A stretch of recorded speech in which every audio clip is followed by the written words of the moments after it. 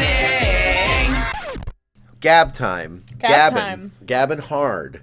Oh yeah. Born to gab about. Born to gab. Is marketing the root of all evil? And so yeah, I've been a copywriter in a number of contexts and a creative strategist apparently, or a marketing strategist apparently. I talked about this on stream before that like I held the title of marketing strategist for years and was paid a sizable amount of money to hold that position. And I've never studied marketing strategy. I did not go to school for it. I just went in as like creative writer guy, and my first gig was working on Batman Arkham Asylum, writing copy for the marketing. And and then I guess kept moving up, people liked me, I did good work, and before I know it, it was like, hey, you're going to be a marketing strategist now. And I was like, well, okay. Like, what the hell is that? And apparently I wrote whole big multi-page documents called strategy decks. I didn't even know. Strategy decks? A deck, yeah. Commonly in marketing, I think in a lot of corporate contexts, like a deck is like a big, thick document. So we're usually pitching decks for campaigns. A document. The documents. And it would be like a big, kind of overarching plan of like what's a big idea to kind of center the campaign around a big creative idea and how do we grow that out. Like my buddy and writing partner came up with Spencer. We were working on Darksiders, the first Darksiders game, and he came up with this whole big idea of like the end of days, because you're playing like one of the four horsemen of the apocalypse who's like coming to the present day. There was a whole bunch of lore, but it was all tied into like kind of like, Christian apocalypse lore. And so he came with this big idea of like the end of days. You can do a whole big campaign and build it out. Anyway, just give me some background of how a marketing pitch works. Yeah. So I put together these whole big marketing plans and didn't really know what I was doing. And that's just kind of funny, and a reminder that like you can't trust people's titles. Titles don't really mean much. Just means somebody with a company deemed to give the person that title, right. Or the person in charge of the company gave themselves that title. That happens a lot too. But anyway, yeah, all through working in marketing, I grappled a lot throughout the experience with the morality of it. Of the marketing itself. Of being involved at all. Yeah. Like it felt weird and gross to me from day one. And I'd already before I ever worked in marketing, I had studied quite a bit the history of it and already had a lot of criticisms towards how marketing has impacted culture. And then when I actually got in there, and I mean, at first, don't get me wrong, at first it was just super exciting. Like, I went from working in a movie theater to writing copy for a big-time Batman video game. Oh, I didn't know you went straight from from movie theater place. Yeah. Overnight. No, like literally, Spencer was already working at this ad agency, and he hit me up, just texted me out of the blue. And at the time, I was like, funny movie internet had just kind of imploded, and I had no idea how I was going to pay rent. My roommate had run off to New York spontaneously, and so I was like a week away from being like, I don't know how to pay any bills, and I guess I'll just be kicked out, God. But I wasn't scared. That was the funny thing, is I was like totally chill. I was like, everything's gonna be fine. Right. The whole time I was like, yeah, it's chill. I'll work it out. And then it did. And then like right before the point of no return, I got a text message from Spencer, and he was like, hey, we're looking for somebody, a writer who loves Batman, to do some freelance on this Batman campaign. And I was like, yes, please. Yes, and then I went in for an interview a couple days later. I talked to the boss, chill dude, and he was actually the illustrator who did all the art for the original Ninja Turtles. Oh, cool. Yeah. Is this the same boss you've talked about before? Same guy? Okay. Yeah, so like if you bought Ninja Turtles toys in the late 80s and early 90s, you had some of his art. That's crazy. And he did like the back cards for the action figures and a little origin story comic book on the back that was all him. So I was very excited. I was like, oh my God, I love your stuff. And then and he's like, and it was so silly. I went in all nervous, like, oh my God, this big interview for a big important job, and I've never had like a big important entertainment industry job, and then it was just like, hey, yeah, Spencer says you're good. Do you like Batman? And I was like, I do. I love Batman. I've always loved Batman. I had the first Batmobile toy, and I love Batman. And then yeah, and it was like maybe there was like one or two more questions, but then yeah, he was like, all right, we'll try you for 2 weeks. And yeah, I literally then right after that meeting, I went outside and called my manager at the movie theater, one of the managers, and I was like, hey, yeah, so I guess I'm a copywriter now, so I won't be coming in tomorrow. And he was all like, I remember he was all like frazzled, like in the middle of a busy movie shift. Yeah. And he was like, okay, so you'll be in the next day? And I was like, no. You were like, I'm never coming back. I was like, no, I think I'm quitting. That's a fun way to quit. Yeah. I was like, yeah, I'm just never going to be back. Yeah. Just want to let you know. Wow. And yeah, literally overnight, my income tripled.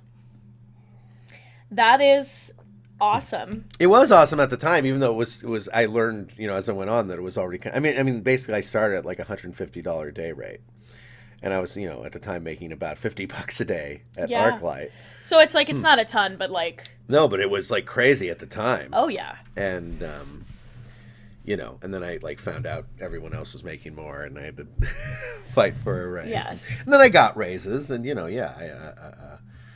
anywho, all that to just give some context on my experience. And how are we doing it? It's just like... What, with this? Yeah. Just me and one other person. Yeah. Who knows who the other person is? Hi, whoever you are. That darn technical difficulty. It happens. It happens. It happens. It's okay. I'm just acknowledging that I am noticing it. Yeah. That I'm like, thanks a lot, Spectrum Internet. Thanks a lot for interrupting our show. Anywho, I just charge ahead like we're doing a segment. Exactly. Yeah. Okay. So now to speak to that. No, just zoom in. God damn it! What happened? Zoom in. Yeah, there we go. Yeah, we had a conversation with someone very close to like last week, and I brought up in that conversation how people were not really concerned about their underarm odor and using deodorant antiperspirant until like about a century ago. Basically, to give some context in the conversation, I was asserting that, cultural conditions, systems of like, for example, capitalism, like these things influence us as a species, as a collective. And so, the other person was making the argument that human nature is the key. And certainly human nature is a huge factor. And I think you can't really know what our base human nature is while we are being influenced by a culture and a social system. Like I don't think we like if you want to look at human nature, like I think we have to go kind of back to pre-industrial stuff. Like, it's a whole new world. Like human nature is so intertwined now with our culture and our systems of society and economics that like it's easy to say like, oh, people are just greedy, but it's like, would people be as greedy as they are if there weren't so many incentives built into society to reward greed and to not punish it? And perhaps if there were more incentives that like punished greed, we probably wouldn't be as greedy. It's not as simple. Like it's a dance, right? It's a dance between our nature and our cultural context. And then I brought up like, yeah, I mean, because the other person was saying, well, they were very skeptical that like, oh, like, so everyone's brainwashed. And I was like, well, not exactly brainwashed, but like we are all influenced. Conditioned. Definitely. Absolutely conditioned by culture and by our upbringing. And then as I gave an example was, hey, like for example, no one was really that concerned about stinky armpits until the marketing industry commanded us to be. And then again, the other person was very skeptical, said that I was basically out of my mind. Said like, that's crazy. Yeah. That people people didn't care about stinking before, they jumped to other arguments. Cause like, it's not that no one cared about, stinking. It's just that before this big marketing campaign for, deodorant and antiperspirant, people were content with bathing and maybe like a bit of a perfume or cologne, but it wasn't, there was not this feeling of like, oh, you better put on deodorant or else you're a goddamn slob, like it is today. And like, don't get me wrong, like I can appreciate the positive impact of deodorant, and like sometimes a person's armpits can smell really bad. Sometimes I think they smell kind of good, especially with someone I think is sexy. You know, I'm like, oh shit, hey, give me that armpit smell. Truly, I know. And so you know, so it's not about necessarily saying, yeah, that like this is all like a total figment, like, you know, like there was nothing there, but rather to point to how something that was you know a perhaps mild concern for a few people became a cultural standard of personal cleanliness through a marketing campaign that specifically played on people's insecurities. Correct. And so let's look at a little bit of this article. Well, and it was specifically women's insecurities prior to being men's insecurities. Yeah, women were targeted first. Which is another thing you can... good evening, Quenrich. Hey, Quenrich, what's up? Good evening. Fuck, I lost my train of thought. You were saying that women were targeted first. Yes, women were targeted first, and that's another, you know, argument you can make between, like, culture and human nature.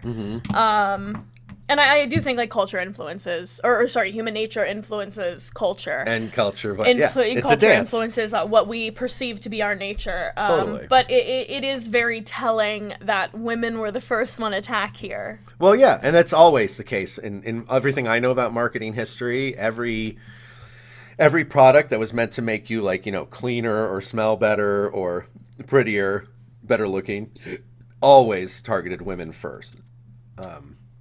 And then moved on to men. Ooh, I got the coffee hiccups. Coffee hiccups? What'd you put in your coffee? Oh, wow, that does sound like an intense pizza. Hello, Rich. Customized Chaos. Welcome. Hey, what's on up, Customized in. Chaos? We're talking about marketing today. Yes, and its effects on our culture. It's like, yeah, pizza is like sex that way. But oh my God, pineapple! Like I like pineapple on pizza. I like broccoli on pizza. I like the occasional chicken. All those things together, though, yeah, I don't know. Oh, a link post. It's a music video that they want us to review. Got it. Twitter is gay. Okay. Well, we're looking at this right now. Perhaps later we can look at some links. But yeah, generally speaking, only subscribers. Only subscribers can post links because we want to keep our chat safe for everybody. So just careful of the bot. It will warn people for posting links. Okay, so then I was reflecting on this conversation we had, and the other person was so certain that I was totally off base. I was like, well, let me go double check, because usually whenever if I assert a fact and then other people are like, no way, I'm like, well, let me double check the record. And then when I did, I almost immediately found this fantastic article from Smithsonian Magazine explaining exactly what went down. So let's go through it. So, title: How advertisers convinced Americans they smell bad. And that's the other thing, like, it's very much, at least initially, an American thing. Obviously, deodorant and antiperspirant are pretty common around the world now. But I believe they're less... there are certain... I mean, in Quenrich, maybe you could speak to this, that I think there are parts of Europe where it's... Like, I think in France, it took much longer, like, for that to become any kind of standard. And I don't know if it even is totally right now. But... So yes, this is very much focused on America. A schoolgirl and a former traveling Bible salesman helped turn deodorants and antiperspirants from niche toiletries into an $18 billion industry. So crazy. Yeah. So, lucky for Edna Murphy, people attending an exposition in Atlantic City during about, so I'll skip some of the story stuff. For 2 years, so she was trying to get this antiperspirant promoted. And this is interesting. So there was liquid antiperspirant, but it was just very rarely used. But apparently this woman's dad had some, and that was generally for men at the time. And she used it and then turned it into this branded deodorant called Odor Oh No. But it looks like Odorno. Yeah. It like Odorano, Odorano, which is weird. but it's supposed to invoke odor, oh no. It's so stupid. But business didn't go well initially for this young entrepreneur. Borrowing $150 from her grandfather, she rented an office workshop, but then had to move the operation to her parents' basements because her team of door-to-door saleswomen didn't pull in enough revenue. Murphy approached drugstore retailers who either refused to stock the product or who returned the bottles of odor, oh no back unsold. In the 1910s, deodorants and antiperspirants were relatively new inventions. So even before this big marketing push, it wasn't a new invention. It was just something that a few people used, wasn't really popular. Probably, I imagine it was mostly used by people who were exceptionally sweaty. Right. And that's a funny thing about, this marketing targeting women first is that, on average, women sweat a lot less than men. And yet they were the first ones targeted. How can you get a man if you've ever sweat? Exactly. The first deodorant, which kills odor-producing bacteria, was called Mum and had been trademarked in 1888. So the first deodorant is just a little over 100 years old. While the first antiperspirant, which thwarts both sweat production and bacterial growth, was called Everdry and launched in 1903. But many people, if they'd even heard of the anti-sweat toiletries, thought they were unnecessary, unhealthy, or both. And they are unhealthy. And they are. Yeah, I mean, it's been discovered that shoving aluminum into your pores is not the most hot. Phenomenal thing to do for your body. Quote, "This was still very much a Victorian society," explains Julian Silvalka, a 20th century historian of American advertising at Waseda University in Tokyo, Japan. Quote, "Nobody talked about perspiration or any other bodily functions in public. Instead, most people's solution to body odor was to wash regularly and then to overwhelm any emerging stink with perfume." And I saw Quentin said, "It was rumored in 18th, 19th century France was common not to wash yourself. Instead, use massive amounts of perfume. Yeah, washing was considered for poor people. Rich people can, yeah. And I believe that was throughout a lot of medieval Europe. Bathing is for poor people. That's so funny. Yeah, I'm gonna start saying that. Yeah, there was a standard. There was a standard among the aristocrat class. The lords and ladies that they would just wear big necklaces of potpourri filled balls, with little sphere, it was metal, I think, what's the thing you swing around in a Catholic church? Oh, the smoky thing? Yeah. It was like those in a necklace and then filled with potpourri. Funny. So they wouldn't bathe. They would just wear these huge flowery smelling necklaces but then basically it would just smell like shit dipped in flowers, Yes, so that was if you ever could get in a time machine and travel back to a fancy ball, immediately your nostrils would just be packed with the cocktail of flowers and body odor. Interesting. So wash regularly. Those concerned about sweat percolating through clothing wore dress shields. What's a dress shield? It's an old-fashioned thing. Here, let's look. Yeah, what is a dress shield? Women's reusable dress. See, look, there it is. I see. Like a little armpit thingy. pad. Yeah. Okay. So that was the standard. It was literally shields on your dress. Two little iron shields under your armpits. Think about the time period we're discussing. Sure. I'm I don't know. Perhaps they're dress shields. So dress shields, cotton or rubber pads placed in armpit areas which protected fabric. Yet 100 years later, the deodorant and antiperspirant industry is worth $18 billion. The transformation from niche invention to a blockbuster product was in part kickstarted by Murphy, whose nascent business was nearly a failure.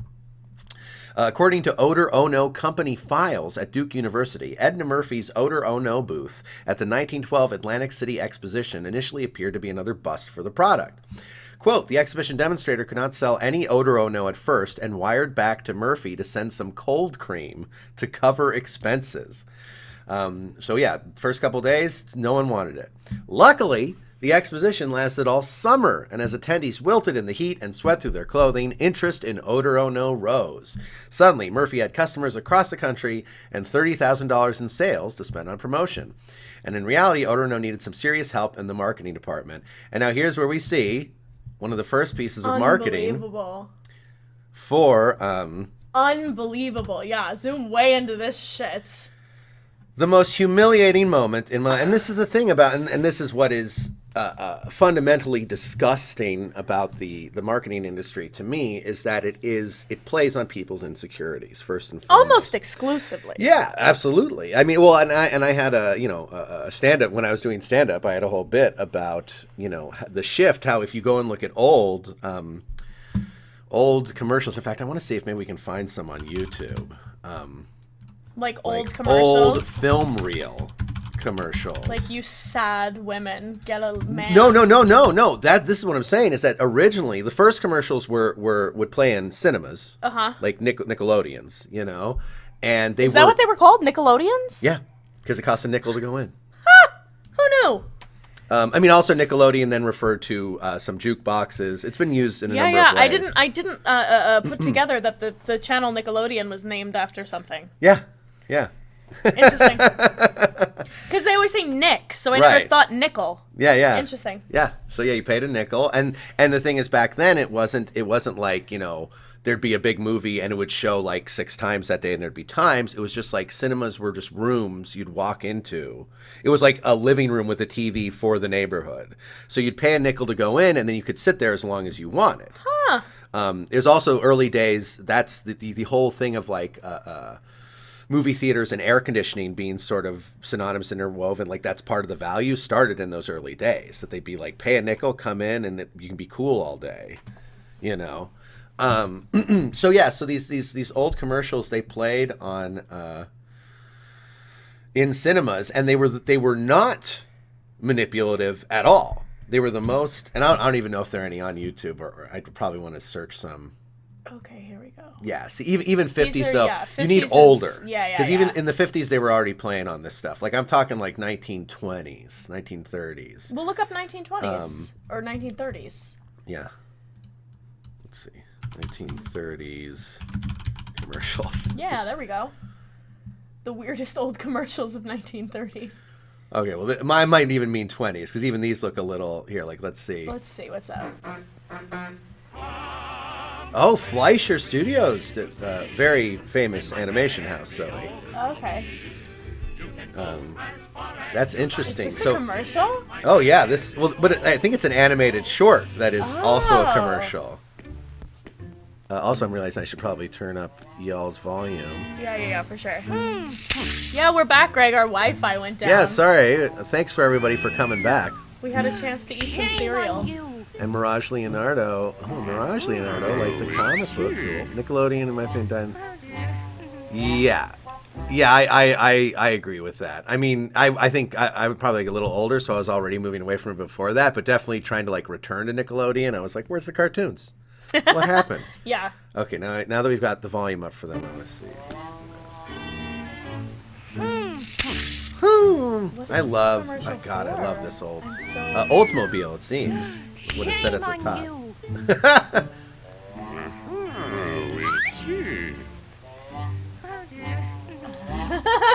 So good. I adore cartoons in general, if anyone doesn't know.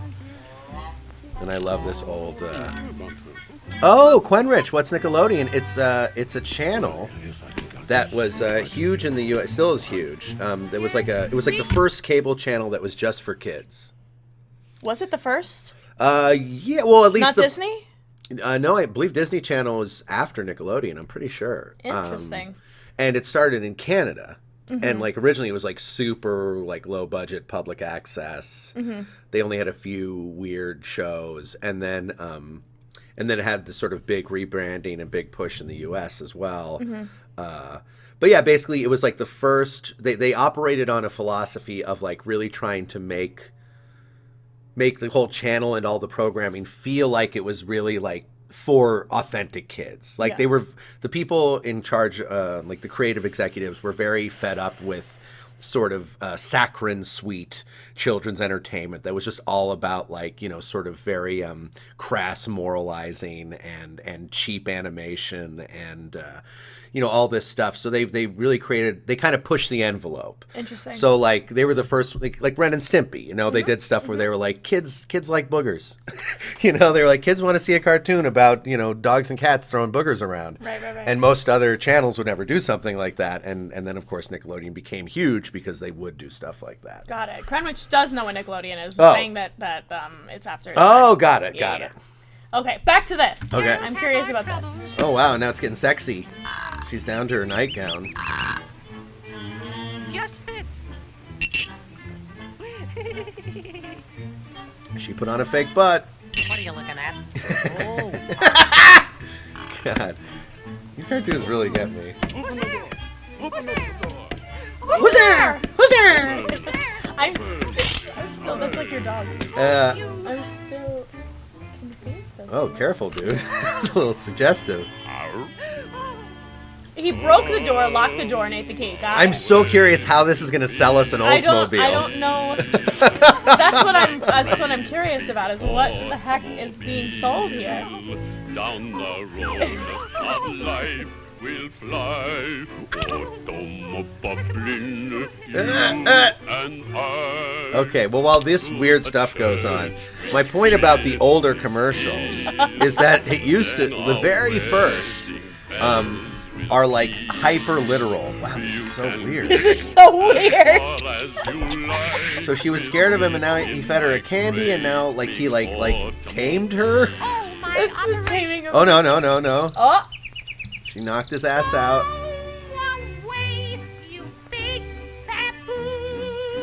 When are they gonna sell us an Oldsmobile? Yes, Boggle.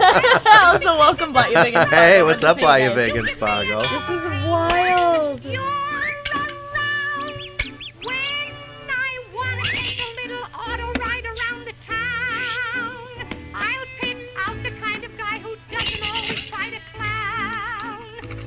Okay, this is so weird. Okay, This let's is take a so break. weird. The point yeah, I was I making, understand your point, Yeah, about yes. old commercials is that there was a time that shifted around, like, I guess in the 20s, that it used to be the old film reel commercials were hyper literal. They would just say like, here's a new thing, it exists. Here's what, like here's a new soda, and it tastes like this, and it's yummy. Try it. And then there was this shift that happened when marketers realized that to really sell stuff, it's so much more powerful as opposed to just telling people why they would like the thing. What's far more effective is telling them why without it they're fucked. Yeah. Just saying like, oh, there's a great new burger and it's yummy, have a bite. Yeah. Like that's, because to me that's like honest advertising, right? It's just like, hey, a thing exists. It's food. It tastes good. Come try it. Yeah. And then you realize like, well, that works okay. But what really works is like, oh, you haven't tried the new burger? What a fucking loser. Whoa, everybody's probably talking about how you haven't eaten that new burger. Well, this also goes along, this also sort of is congruent with gossip culture and celebrity culture, which has sprung up around this, like not long before the marketing shift changed. Yeah. So the concept of gossip and celebrity in the tabloids is also a fairly new thing, and also targets women first and foremost. So yeah, it was basically tabloids were the first form of celebrity. Yeah. So when you think of celebrities that we respect now, like actors and things like that, that's new. What it originally was someone fell down in a fountain in the middle of whatever, and what would sell the magazines is people wanting to hear the gossip. And that is what created the concept of celebrity as we know it today. And this is sort of in the same time period as these commercials being like, hey, loser. Yeah. Where's the beef? Yeah. It is a fascinating correlation that both those shifts happened around the same time. And yeah, it does feel like,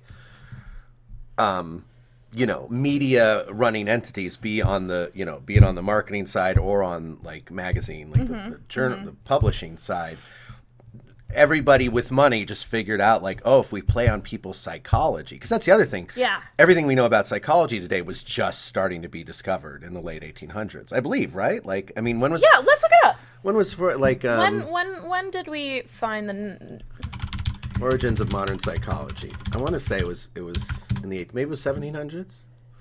Okay, something the 17th and 17th birth of 18th modern psychology. So 1800s and 1900s. Well, right, and also there was a lot of early stuff that was like not great analysis, not great science. Yeah, the treatise on madness is. Yeah. So the publication of treaty. Yeah, right. Blajevic says, per the title question, I don't think we can call something the root of anything when it's a branch off of something else. Yeah, totally. No, yeah, and it's very much. It's a grippy title. It's a conversation. I absolutely understand provoker, that. but we don't actually believe in evil. No, yeah. So that kind of puts out. And but marketing is certainly a really harmful byproduct of learning that you can make a lot of money by making people feel bad about themselves. Well, yeah, and it's just that I would say where marketing does kind of feel like a root to me in the modern world is just that marketing seems to generally be behind all of the greatest disasters. How did we get a President Donald Trump? Marketing. The Apprentice was marketing. Well, all propaganda is marketing. Right. It's marketing. And that's the thing, that's what disturbed me about working in marketing is how unexamined that was and how casually, obliviously comfortable people were with participating in an industry that is essentially abusing the entire species. Because that's what I'd say about. I think humans are in an abusive relationship with the marketing industry and with a lot of institutions, but certainly specifically like the marketing industry, literally. If you watch a commercial break, not all of it, but so much of it is just basically you're being gaslit, you're having your insecurities attacked. You're literally, it's like you're every time you watch a commercial break, you're checking in with your abuser to get more emotionally abused. And certainly if you have a certain degree of awareness of how marketing functions, how it plays in our psychology, and a certain degree of healthy self-esteem, you can be somewhat impervious to that to some extent. I don't think ever entirely. But generally speaking, I think a lot of people are not, that they're just kind of getting endlessly harassed by the little and big screens in their house. And I don't think there's enough thought and conversation paid to this dynamic, that to have this glowing square in your house that screams lies at you every 10 minutes, I think it has a bigger impact on society than many people give it credit for. Hold on one second. Okay. Customized Chaos says, can you please play my video, please? I have to go back to class in 20 minutes. This is the video of music video, Is Twitter Gay? Twitter is gay. Well, first of all, it feels I'm a little homophobic. nervous. Zoe is gay herself. It looks funny. Unless it's just, it's like a fun Twitter is gay. It's like a pro-gay Twitter is gay. It looks funny. Well, it's just and appreciate the suggestion, and it's just not really on topic. On topic, or yeah. It's like you're just kind of commanding and I want to be game and play around, but also we are discussing now marketing and the history of marketing and the impact it has on culture. And I don't know if the Twitter is gay music video is relevant to that. But you could absolutely come back sometime when we're just chatting, and then we could just goof around. Yeah. Good stuff. So the deodorant thing that we were originally talking about, yes. the whole issue with that is, I think the big thing that the person we were talking to was sort of attached to. What was that? Oh, thank you for the follow, Customized Hey, thanks Chaos. for following Customized Chaos. I was like, what was that noise? What was I gonna say? The person that we were talking to about the deodorant industry and how it sort of forced people into how thinking, it conditioned people into feeling a that's- new yes. way about their armpits. Exactly what I was gonna say. And the thing that was being harped on there on her end was that, of course, I still was able to register what smelled bad. Right. And I think the point she thought you were trying to make was people didn't know what bad smell was, right. Which I think was where there was a miscommunication. Yeah. No, we're not married. We're siblings. We're siblings. Definitely not married. Yes. I'm definitely gay. And what was I gonna say? And yeah, so I think, that was a semantics issue, but the fact is, we think we smell worse now. Yeah. That there is an impact on what we think we smell like. Totally. Now. Yeah. It's the same thing with like brushing your teeth. The people in the 12th century weren't like, ew, teeth. Yeah, like no. that wasn't a thing. You were able to keep yourself cleaned. And I think, I think it is probably generally good for us to, develop and evolve our hygienic practices over time. I don't think that's a bad thing. What is worthy of criticism to me is the playing to people's insecurities and breaking people down emotionally with propaganda. Also, I really want to know what the hell, how is this going to sell me an Oldsmobile?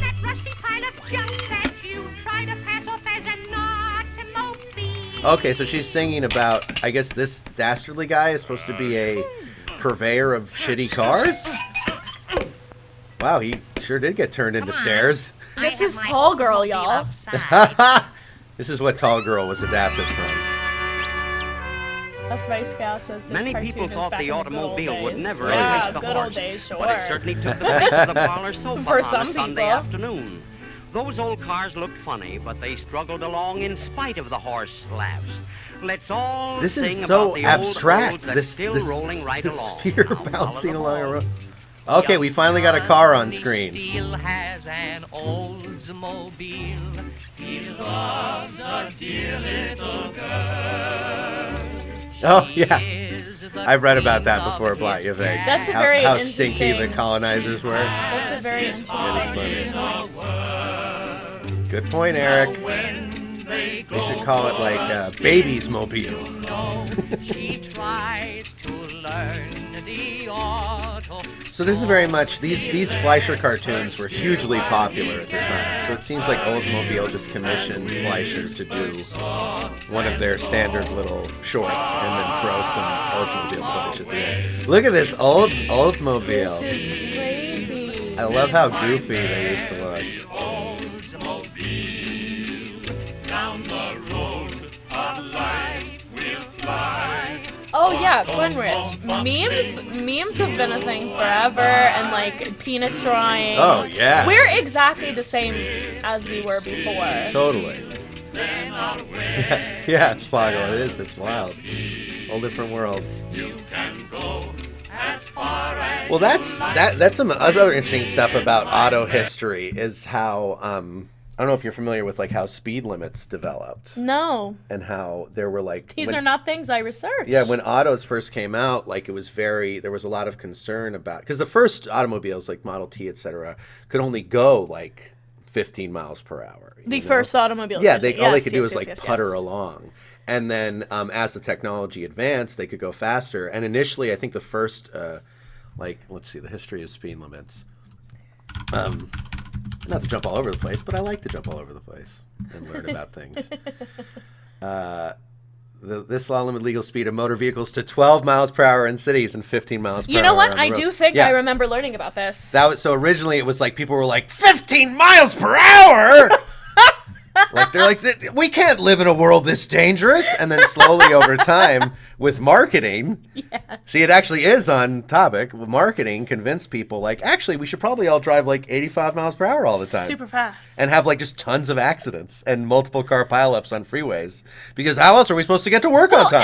And I will say, at the same time, cars in that time didn't have half of the safety features that cars now do. No. Like, you Totally. couldn't see shit. Like, back in my studies, we learned about, like, original cars and how absolutely death trappy they were. Yes. So 15 miles an hour was super fast anyway. Yes. And now, we have all these cameras and these Right. mirrors and these seat belts and all these things. And we just got used to it.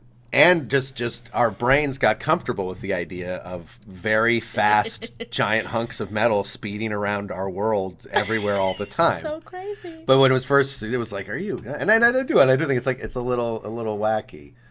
The streets used to defer to pedestrians, and cars had Yep. to yield to them. Yes, took a Yep. lot of We laws talked and about this lobbying on- and this is lobbying again. It's Yeah. it's Right, lobbying is like marketing. I mean, it's different. It's like a behind the scenes. I mean, it's bribes. Lobbying is bribes. It's bribes, but like it just but then feels lobbying, like it's in the same family. Well, what happens is the lobbying money is then usually at least a portion of it is used to market the bad thing that the lobbying is bribing to happen. Right. So it's like all interconnected. And yeah, actually, Vladivik, we talked about this length, I think, on stream the other day of how roads, in relation to, you know, how many people during the when there were the big BLM protests in 2020, how many people on the right were like complaining about protests happening in the streets, and they were like, the road is for cars. Yeah. And it always cracked me up because it felt like an argument from a kindergarten picture book. Yeah. Like, I've read the picture, I've looked at the picture book, it told me the road is for cars. And pie goes in the oven, and gloves go on your hands, okay?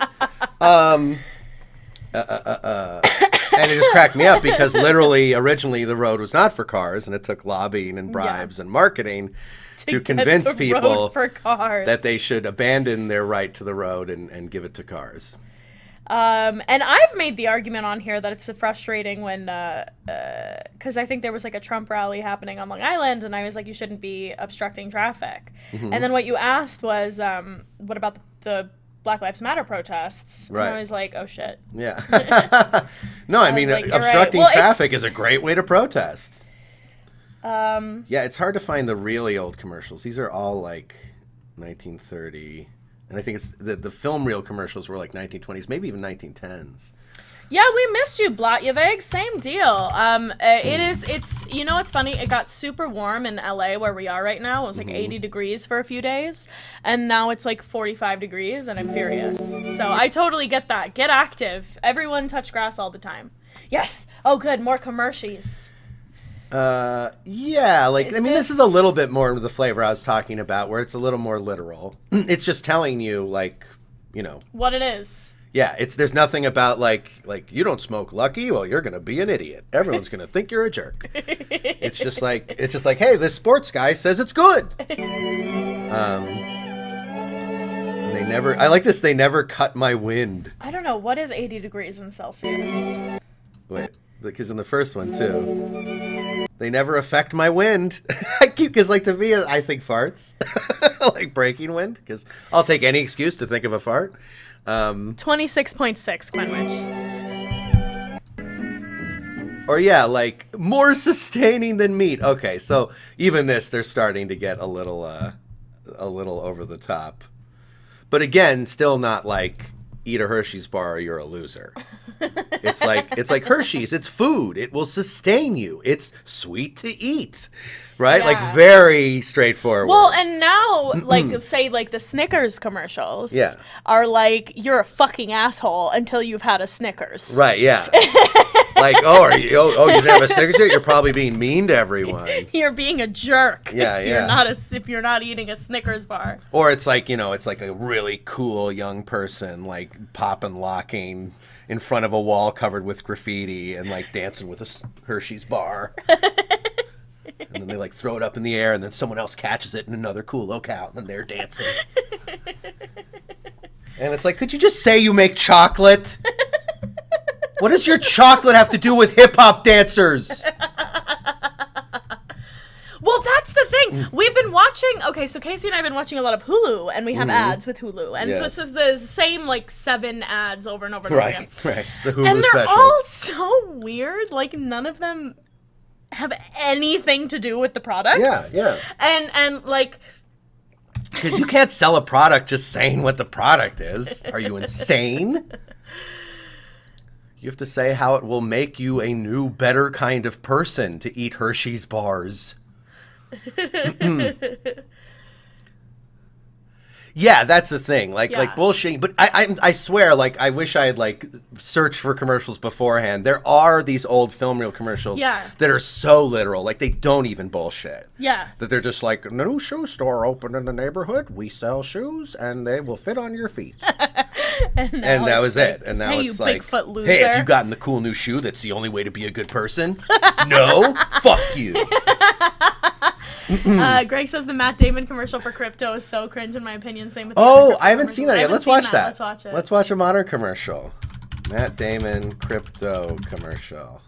Well, because now the cryptocurrency stuff is huge. In Fortune the favors the brave. We should probably pause intermittently so we don't get Matt, no, a I'll even spanking. skip ahead a little bit. With almosts. I think it also helps to not go full screen. Sure. Because then that's like an algorithmic thing. With those who Which, same- almost adventured, who almost achieved, but ultimately, for them it proved to be too much. And the first avatar of, like, what did he say? Succeeding? Achieving. With those The who first almost avatar achieved- of achievement you're going to show is seemingly a European colonizer with a ship. Matt, the first thing? But ultimately, for them it proved to be too much. What's that flag? I don't know what that flag is. Then there are others. The ones who embrace the moment and commit. Speaking of climbing mountains, it seems so. This has climbing nothing mountains to seems silly to fucking me. do with cryptocurrency. Just a Climbing side mountains note. seems silly. Oh, I've always wanted to climb a mountain. I mean, I think no, like if it makes you feel great, and I can see, but like I can't imagine the ones where like you're risking your life. Like an Everest? Yeah. Like, I get it where it's like, go on a big hike. That's fun. I've hiked up to tall areas and you get like a big view of the world. That's cool. But where it's like, you might not make it back. I'm just like, oh, no, thank you. Yeah. I don't need to stand on the tall thing. What? Also, welcome to the chat. I want to say this correctly. Tilhin or Tiljin? Tilhin? Amerigo Vespucci. Oh, that might be Amerigo Vespucci. And that. It's possible. Yeah. I think the risk part is the fun for them. Yeah, I get that. And that's part of why I want to Right, like I don't want to like put down people who love. I'm not trying to say like, Yeah, well, you're stupid. insulting me. No, I'm just saying to me it's always been like, what? Are you trying to market not climbing mountains right now? I've become the evil, which I tried to fight. Okay, we'll skip ahead. Is Okay, that so Pip that just made that sound? I think that was actually my stomach grumbling. Jeez. And commit. And commit. And in these moments of truth, these men and women. Your right brother looked so silly. What is this? Look at that silly guy. Okay, so I'm gonna take an intuitive leap and say that the connection between this and cryptocurrency is that it's the next like big Right, which is cultural so reset. which is so Like, gross and irresponsible. Cryptocurrency is flawed inherently. Yeah, as a it's- usable product. Well, yeah, if you haven't watched the Dan Olson on YouTube's new video about NFTs and crypto, it's really good, and it really drives home the point that, oh my God, like, we should not be doing this. These mere mortals, just like you and me, as they peer over the edge, they calm their minds and steel their nerves. Look, like, I don't want to take a huge dump on anyone who likes crypto, but if you're buying crypto and like you think you're an astronaut of the modern age because you bought some crypto, you're gambling. Like, Matt, don't encourage people to feel like this, Matt. This is bonkers thinking. Buying crypto is not like traveling to space. It's the same, Casey. Four simple words that have been whispered by the Yeah, intrepid he's since saying the don't time of miss the out. Romans. Exactly. Yeah. On Fortune what? favors the brave. And like, he's kind of right in that sense of like, someone's going to get left holding the bag on crypto. So if you want to not be just the total sucker supreme, you do have to get in there sooner than later. Crypto.com. It's basically like going to Mars. It's the same. Buying crypto is basically going to Mars. It's the same. Basically the same thing. Spending a few bucks on something that doesn't fucking exist or pioneering a new planet. Same thing. Climb Mount Everest or buy a Bitcoin, baby. So now let's go back to this to where we started on deodorant, because I think it's just a great case study for how so marketing. anyone just joining, welcome. Yes. Also, we're talking about how the initial sort of deodorant industry was an example of marketing playing on someone's insecurities. And literally shifting the entire culture, where we went from no one, like there were a few people who would buy some liquid antiperspirants because they felt like they were extra sweaty, but that generally before deodorants antiperspirants, and antiperspirants were heavily marketed, they were not popular for their first couple decades of existence. And then through marketing and emotional manipulation, now it is like considered standard daily if you hygienic. don't wear like if deodorant, you don't, you're what gross. the fuck? I know you're wrong. I wear deodorant. Both of us wear deodorant. We're not anti-deodorant, but we Though are I did make sure to thinking- get deodorant without aluminum in it. Oh, I didn't. I was like, what's the cheapest?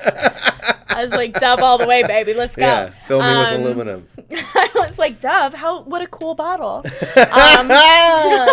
What a pretty Dove. I was like, wow, it's shaped like my own curves. But anyway, we also understand that culturally there is a huge impact in people being told, well, you smell like shit by our product. Yeah, and that when you have these giant, powerful institutions shifting people's very state of mind, their self-perception, I feel like to make any arguments about human nature in the midst of it is like, I mean, obviously there is the dynamic of human nature that you have to understand human nature to play on people's insecurities to some extent. Of course. So it does factor in, but it's also this thing of like, as long as we are all being constantly propagandized, constantly manipulated by this massive, powerful, multimedia entity, we don't know who we really are. We only know who we are under these very specific circumstances of being endlessly harassed by marketing campaigns. So this comes up for me a lot in conversations with people about, capitalism and what I think is bad about it. Right. Is that it amasses power at the top, and then this is one way the power is used, is to manipulate people into being so terrified of being stinky that they'll spend billions of dollars a year. It's an $18 billion industry, I think it said. Just deodorant. 18 billion. So here's an example of one of the early. So what is this? This one See, gets me. Okay, so this is 1920. So I think what I'm thinking of is probably like 1890s commercials. Right, which are not. Wait, did they have Film reels. film reels? Yeah. Late, like I believe the Wow. first Nickelodeons were in the late 1800s, I think. Yeah. And we, anyone else just joining, I learned that Nickelodeon Was a word for for theater, for nickel theaters. I had no idea. Yeah. You learn something new every day, kids. So check out this ad. This is amazing and horrible. The most humiliating moment in my life when I overheard the cause of my unpopularity among men. A Chicago girl writes to me, and we'll zoom in a little bit more. Yeah, get it. A Chicago girl writes to me, "Oh, if I had only read one of your articles years ago. Many times I have heard women criticize you for publicly discussing such a delicate personal subject. But I know what I would have been saved had I known these facts sooner, and I know that many of these women who criticize you would benefit by taking your message to themselves." Question. A man wrote this, right? Yeah. Okay. Just want to know. This guy ended up becoming one of the biggest copywriters of the 20th century because yeah. of this Odor Oh No campaign. Got it. I learned the facts about myself as unpleasant facts often are learned by overhearing two girlfriends talk about me. "Why don't the men dance with her?" one of them said.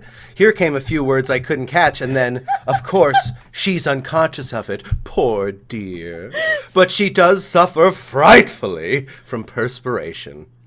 It was the most humiliating moment in my life. I, who had prided myself on my daintiness, had overlooked what men could not. So fucked up. This is abuse. A man Showing this to wrote people an is article. abusive. This is harassment. It's fucking, and that's the thing, water coming out of my armpits. It's not completely water. There's a little salt in there. There's a little salt in Because there. some other chemicals, yes. But it's not the most disgusting thing in the world inherently. And yes, Bago, that's very funny. Yes, yeah, definitely. This is totally a woman talking. It's like, this is awful. Yeah. So let's keep going. An old fault, common to most of us. It is a physiological fact that there are very few persons who are not subject to this odor, though seldom conscious of it themselves. Perspiration under the arms, though more active than elsewhere, does not always produce excessive and noticeable moisture. But the chemicals of the body do cause noticeable odor more apparent under the arms than in any other place. Okay, true. Yeah. This is getting a little more. Okay, let's get to how well-groomed men and women are meeting the situation.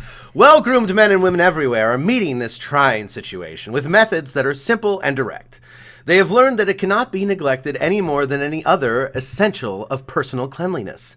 They give it the regular attention that they give to their hair, teeth, or hands. They use Odor Oh No, a toilet lotion. Odor Oh No. Specially prepared to correct both perspiration, moisture, and odor. Odor Oh No is formulated by a physician, my God, who knew that perspiration, because of its peculiar qualities, is beyond the reach of ordinary methods of cleanliness. It is beyond the power of a simple bath. Don't even try it. Excessive moisture of the armpits is due to a local weakness. Odor Oh No is an antiseptic, perfectly harmless. Its regular use gives that absolute assurance of perfect daintiness that women are demanding. And I love that kind of shit in marketing, too, of just, like, telling us what we're demanding. Like, have you ever seen, I'm sure you've seen a commercial that says something like, oh, the taste you can't resist. And every time I hear it, I'm like, fuck you. Don't fucking tell me what I can't. I can resist any flavor, you fucks. Jeez. Like, just don't put. Well, no, truly I though. know. Well, this is my whole problem is that I people know. blow it up. They're like, whatever. So a screaming box in my house yells lies at me 100 times a day. Whatever. It's not whatever. It has an impact on us. Yeah, it does. And I first noticed that after going on a joke shroom trip. We've never done that. Because I never would do an illegal drug, impossible. But when I was on a joke shroom trip, afterwards, we like put on the TV and there was like, I think it was a Domino's commercial and it was like, the taste you can't resist. And I was like, I just put up with this normally? Like, fuck off, Domino's. That's so funny. Like, you are powerless in the face of this pizza taste. Joke shroom, right. And Yeah. mushrooms that don't exist, then that we never took. Yeah. So, it saves gowns and cleaners' bills. Women who find that their gowns are spoiled by perspiration stain and an odor which dry clean will not remove will find in Odor Oh No complete relief from the distressing and often expensive annoyance. And it's funny because actually putting aluminum in your armpits increases the staining. It makes a darker, stronger stain if you have aluminum. I know. Yeah. I So wear it's that. all I wear that aluminum. And very Quinn Rich silly. made a joke about aluminium. Yes. Isn't there not another I there? I do like the A-L-U. pronunciation. I though. like the pronunciation, but I Yeah, don't. Vladivik, once you pop, you cannot stop. I get from a certain perspective, it seems like I'm overreacting. No, I But know, this is no. my whole point. No, yeah, you're right. Is that these little, it's like microaggressions. It's all these little needling all day long, everywhere you go, everywhere you read, and it's subconscious. You'll read all these billboards and posters, and they're all saying crazy things to you. They're commanding you to like feel and think a certain way, and it's fucked up. Well, and then what that is inadvertently advertising is if you can resist the taste of Domino's, you're not normal. Right. Yeah. There is these. You're not normal. There are these weird if implicit you messages can resist. peppered through it, and yeah, totally. They live. Actually, I just showed They Live to Zoe. Yeah, recently. I just saw They Live for the first time. Yeah, recently. like a few weeks ago. I still cannot get over the fucking name Odor Oh No, but spelled Yeah. Adorno. Odor Oh No. I There we cannot go. get over One this. down. There we go. Anyone just joining, this is what deodorant used to be called. Yeah, the first popular deodorant. Yes. Odor Oh No. It said the first one was called Mum. Mum. The very first that did not do well. Mum's the word. So, although the product stops sweat for up to 3 days, longer lasting than modern-day antiperspirants, 3 days, the Odor Oh No's active ingredient, aluminum chloride, had to be suspended in acid to remain effective. This was the case for all early antiperspirants. It would take a few decades, blah, blah, blah. The acid solution meant Odor Oh No could irritate sensitive armpit skin and damage clothing. Adding insult to injury, the antiperspirant was also red-colored, so it could also stain clothing if the acid didn't eat right through it first. That's so fucked. That's so weird. That the very first one where they're saying, like, save your dresses, and it literally eats through fabric and turns it red. That's what products do. Right. they make your life a little harder. Yeah. And then you need new products to fix the the problems created by the product. Now you need a new, more powerful dress shield to protect your dresses from the new product. Right. Well, here's a shampoo for your hair because your head is dirty, but here's a conditioner because the shampoo strips your hair of all its oils. And then here's some oils for your hair because shampoo and conditioning is actually really bad for your hair. And then here's yeah, right, exactly. It's like, what is happening? And I like that. Well, yeah, Vladivostok. Yeah, the billboards is actually another thing that influenced me on this was when I went to visit Portland a number of years ago, and they have a law against outdoor billboards. Do they really? Yeah, and it took me like half a day. Like I was just walking around the city, like what's that? Something's wrong. Nothing is yelling lies at me. Well, we also live in LA, which is Billboard Central. World. So and then about halfway through the day, I was like, oh my fucking God, there are no billboards. And it makes a difference, you know. It's easy to, like I said before, just to think like, whatever. It's a picture with some words on it on a wall. Who gives a fuck? But you see it and you read it and it affects you. It really does. And Spoggle, I like that. I like that chill language. If you take one, you probably want another. Yeah, so much more relaxed. Maybe you'll like it. You cannot resist. According to company records, customers complained that the product caused burning and inflammation in armpits and that it ruined many a fancy outfit, including one woman's wedding dress. Even though the ad specifically says this will save your clothes. Yeah, that's so weird. That's how they play in the marketing world. To avoid these problems, Odor Ono customers were advised to avoid shaving prior to use and to swab the product into armpits before bed. Oh my gosh. The coffee hiccups. Those coffee hiccups really get me. Deodorants of the era didn't have the problems with acid formulations, but many, such as Odor Ono's main competitor, Mum, were sold as creams, which you just had to rub in the armpits. Actually, the deodorant I use now is a cream. An application process many users did not like, and which could leave sticky, greasy residues on clothing. Oh. Well, and still today, at least I don't know about you guys, because you don't really shave your armpits mostly, but for women who often shave their armpits, who have to shave a bunch of stuff. We are also told not to put on deodorant right after shaving. Oh. Because that shit'll give you cancer. Yikes. Yeah. Well, I'm glad. Another male privileged to add to the list. So, Murphy, the inventor, decided to hire a New York advertising agency called J. Walter Thompson Company, who paired her with James Young, a copywriter hired in 1912 to launch the company's Cincinnati office where Murphy lived. Young had once been a door-to-door Bible salesman. He had a high school diploma, but no advertising training. He's just like me. He got the copywriter job in 1912 through a childhood friend from Kentucky who was dating Stanley Reeser, a JWT manager who would eventually lead the advertising company. Yet Young would become one of the most famous advertising copywriters of the 20th century, using Odor Ono as his launching pad. Copywriters aren't famous anymore, generally speaking. I found when I was in the industry. Yeah. Not a lot of glory for copywriters these days. Young's early Odor Ono advertisements focused on trying to combat a commonly held belief that blocking perspiration was unhealthy. The copy pointed out that Odor Ono had been developed by a doctor and it presented excessive perspiration as an embarrassing medical ailment in need of a remedy. Within a year, Odor Ono sales had jumped to $65,000, and the antiperspirant was being shipped as far as England and Cuba. But after a few years, sales had flattened, and by 1919, Young was under pressure to do something different or lose the Odor Ono contract. And that's when Young went radical, and in doing so, launched his own fame. A door-to-door survey conducted by the advertising company had revealed that, quote, every woman knew of Odor Ono, and about 1/3 used the product, but 2/3 felt they had no need for it. So 2/3 were like, they actually were like, you're not really going to get us on this. And then marketing was like, just you wait. We can be worse. No, just give us a chance. We can be worse. Young realized that improving sales wasn't a simple matter of making potential customers aware that a remedy for perspiration existed. It was about convincing 2/3 of the target population that sweating was a serious embarrassment.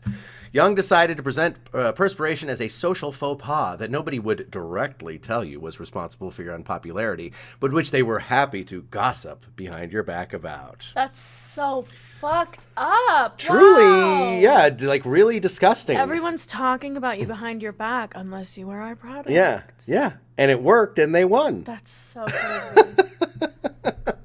Unbelievable. And and it's not the first, again, anyone just joining us earlier, we were talking about a conversation that kind of inspired this, where I brought up this fact to someone, and then they responded like I was out of my mind for claiming that marketing made deodorant a standard. So I had to go re-research, make sure I wasn't wrong. Turns out I'm very right. Not always. I get things wrong. You've seen on the stream I get things wrong. I love discovering something I don't know. But in this case, very correct. Deodorant marketing did this. His advertisement in a 1919 edition of the Ladies' Home Journal didn't beat around the bush. Quote, "Within the curve of a woman's arm, a frank discussion of a subject too often avoided," announced the headline above an image of an imminently romantic situation between a man and a woman. Oh, we got a linky here. Can we take a look? Yeah, linky. Oh, Smithsonian losers. Magazine. Fix your photo archive, you fucks.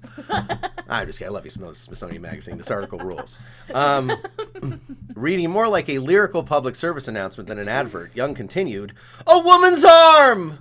Poets have sung of it. Great artists have painted its beauty.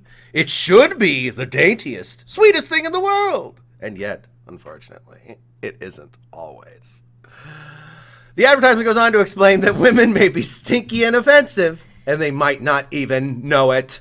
The take-home message was clear. If you want to keep a man, you'd better not smell.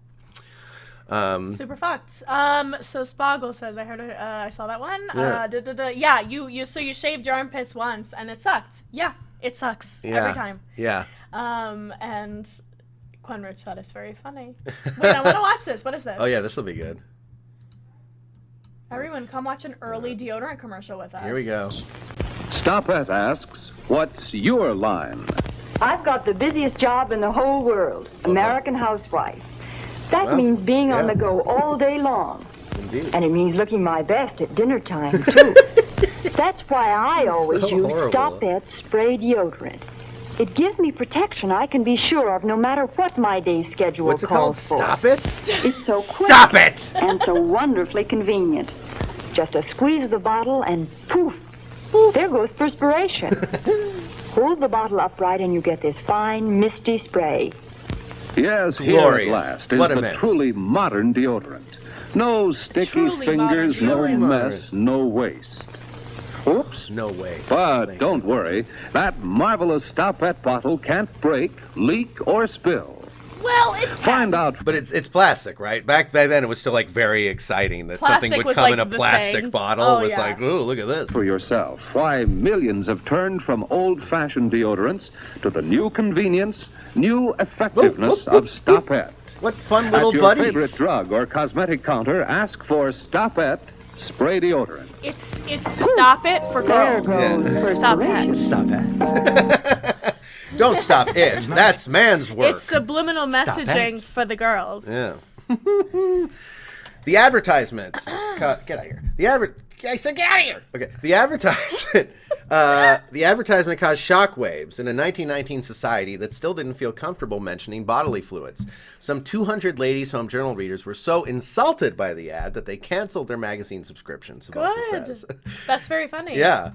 So like, it just makes it even more like sad and horrible that like all these women were like trying to maintain their grasp on reality. Like they fought this for so many rounds, and just the marketing industry just kept coming back with sharper knives and deeper cuts, and then eventually women were like, okay, and then men too. We're gonna get to that. I remember when I was 7 or 8 years old.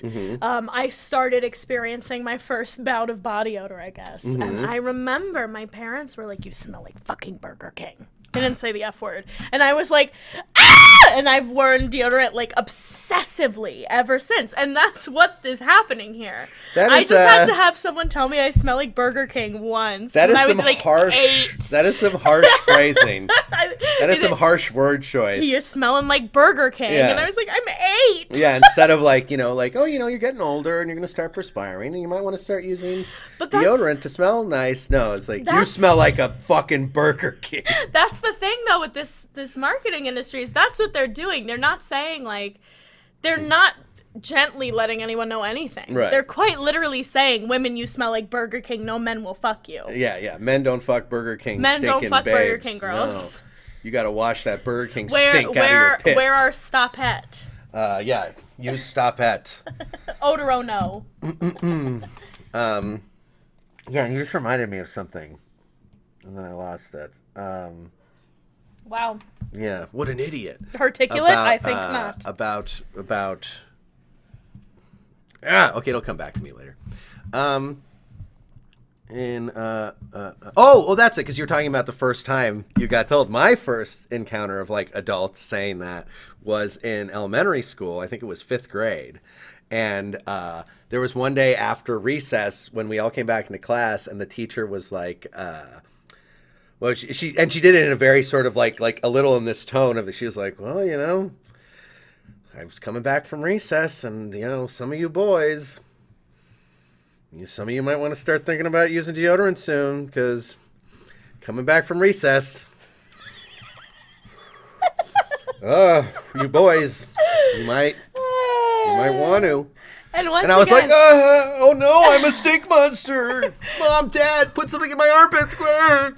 Once again, we want to make clear to the chat, we both wear deodorant. Yeah. And we are not villains for smelling bad. No. And that's what the market industry has told us. Right. And I guess the thing is too, I am a sweaty guy. Like, I think I am an exceptionally sweaty person, and deodorant. You're pretty sweaty. Yeah, deodorant is exceptionally useful to me, but I think something that would be different if we weren't subjected to this kind of conditioning, and instead we're just presented with things you could use if you'd like. Probably deodorant would be very big among sweat monsters like me, but then I think lots of women would just not wear it. Truly. Yeah. If there wasn't all this cultural conditioning. Because again, for me as a mostly heterosexual guy, I almost always like the way a woman's armpits smell. That's just me. And to me, it's not that different from other womanly aromas that I enjoy. Oh, come on, you're the lesbian. Don't shame women. No woman shaming. What I'm saying is women smell fucking awesome, and this is blown out of proportion. Yes, I agree. I think that it is weirdly villainized. Our sense. Totally. To sell products. Yeah. Did you get an important email? Oh, yeah. No, I'm just kidding. I'm just responding to a text. No, this is good. Nice. Anyway. Yeah, actually, Yes. Okay, I'm good. Now, you're good? Yeah, I just wanted to Yeah, no. You got it.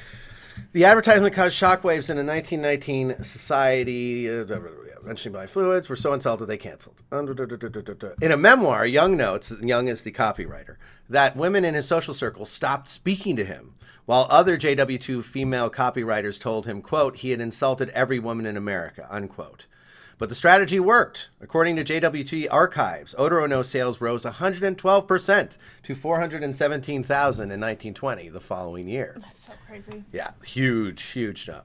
By 1927, Murphy saw her company's sales reach $1 million. In 1929, she sold the company to Northam Warren, the makers of Cutex, who continued using the services of JWT and Young to promote the antiperspirant. The financial success of Young's strategy to exploit female insecurity was not lost on competitors. It didn't take long before other deodorant and antiperspirant companies began to mimic Odor No's so-called, quote, whisper copy to scare women into buying anti-sweat products. It would take another decade or two before the strategy would be used to get men to buy deodorants and antiperspirants. If the 1919 advertisement seemed extreme to some, by the mid-1930s, campaigns were substantially less subtle. Quote, beautiful but dumb. She has never learned the first rule of long-lasting charm. Reads one 1939 Odor No headline, which depicts a morose yet attractive woman who does not wear the anti-sweat product. That's so weird. Ew. Or, I love this copy. Okay, is everybody ready for the most horrific copy ever written and subjected to people? Or consider the 1937 Mum advertisement that speaks to a fictitious woman who does not use deodorant. This, so Mum held in there and kept competing. This is like decades later. I'll read this one. Let's see. Go for it. Listen up, girls. Listen up, women. You're a pretty girl, Mary, and you're smart about most things, but you're just a bit stupid about yourself. Just a bit. You love a good time, but you seldom have one. Evening after evening, you sit at home alone. You've met several grand men who seemed interested at first. Grand man. They took you out once, and that was that. There were so many pretty Marys in the world who never seemed to sense a real reason for their aloneness. Tragic. In this smart modern age, it's against the code for a girl, or man either, to carry the repellent odor of underarm perspiration on clothing and person. It's a fault which never fails to carry out its own punishment. Unpopularity. Mm-hmm. Awful. Disgusting. Like, this is an abusive romantic partner. Yeah. Talking to everyone like they're together.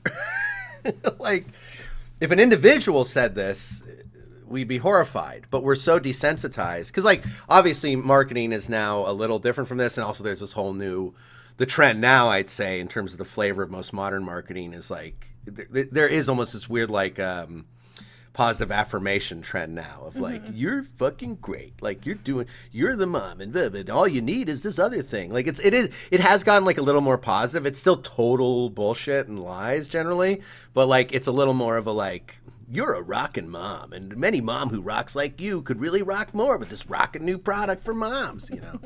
Stuff like that. But still it's just the familiarity really creeps me out. Well, yeah. And I understand why they use the familiarity. It Of course. fucking works. It's psychologically effective. It's good manipulation. The reference to men in the Mum advertisement is a pretty quintessential example of the tentative steps taken by deodorant and antiperspirant companies to begin selling their anti-sweat products to men.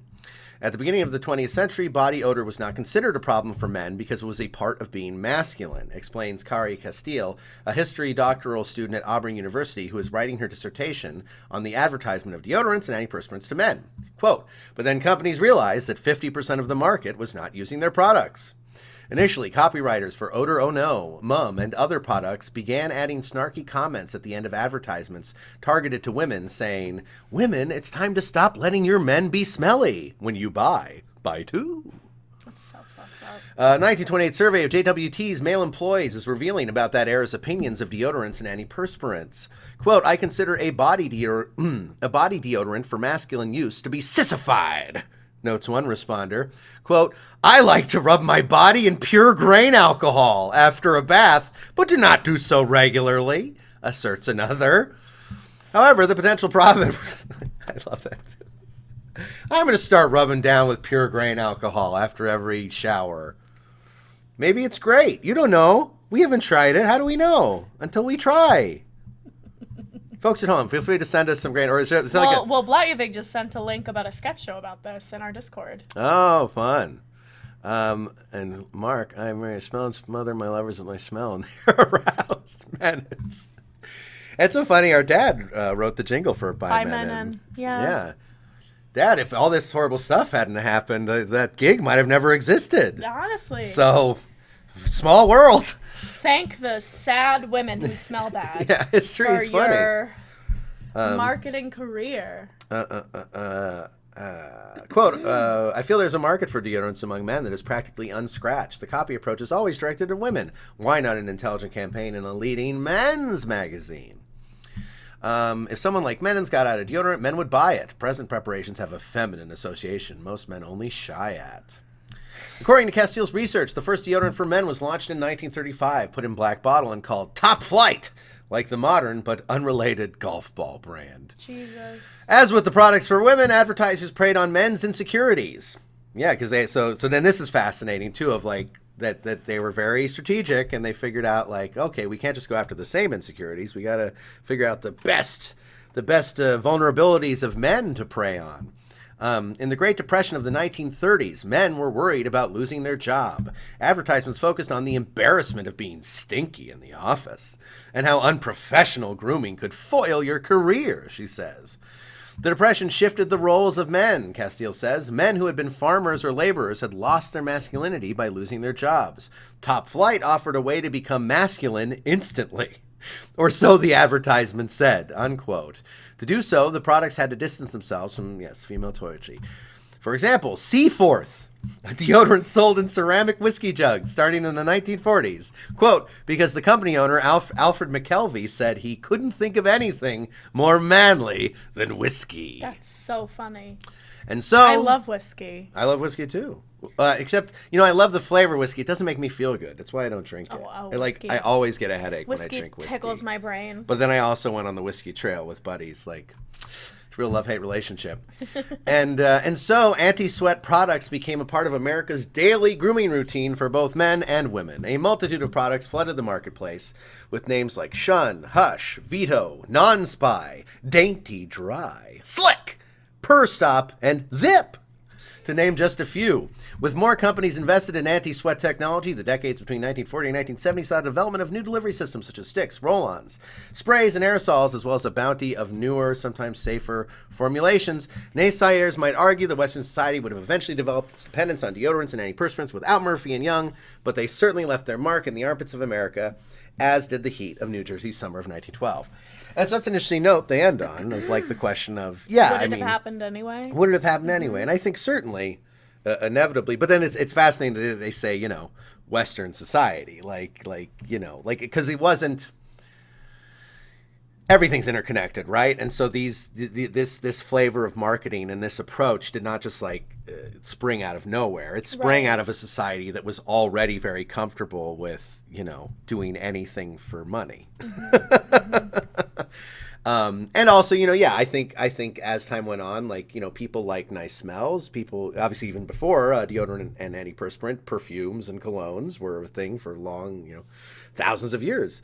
So certainly, I think there would have been, probably some kind of attention paid to this, or maybe some kind of body cream perfume for everywhere. I don't know. It could have played out in different ways. But what the real thing is not, the development of deodorants and antiperspirants as a thing is not the evil here.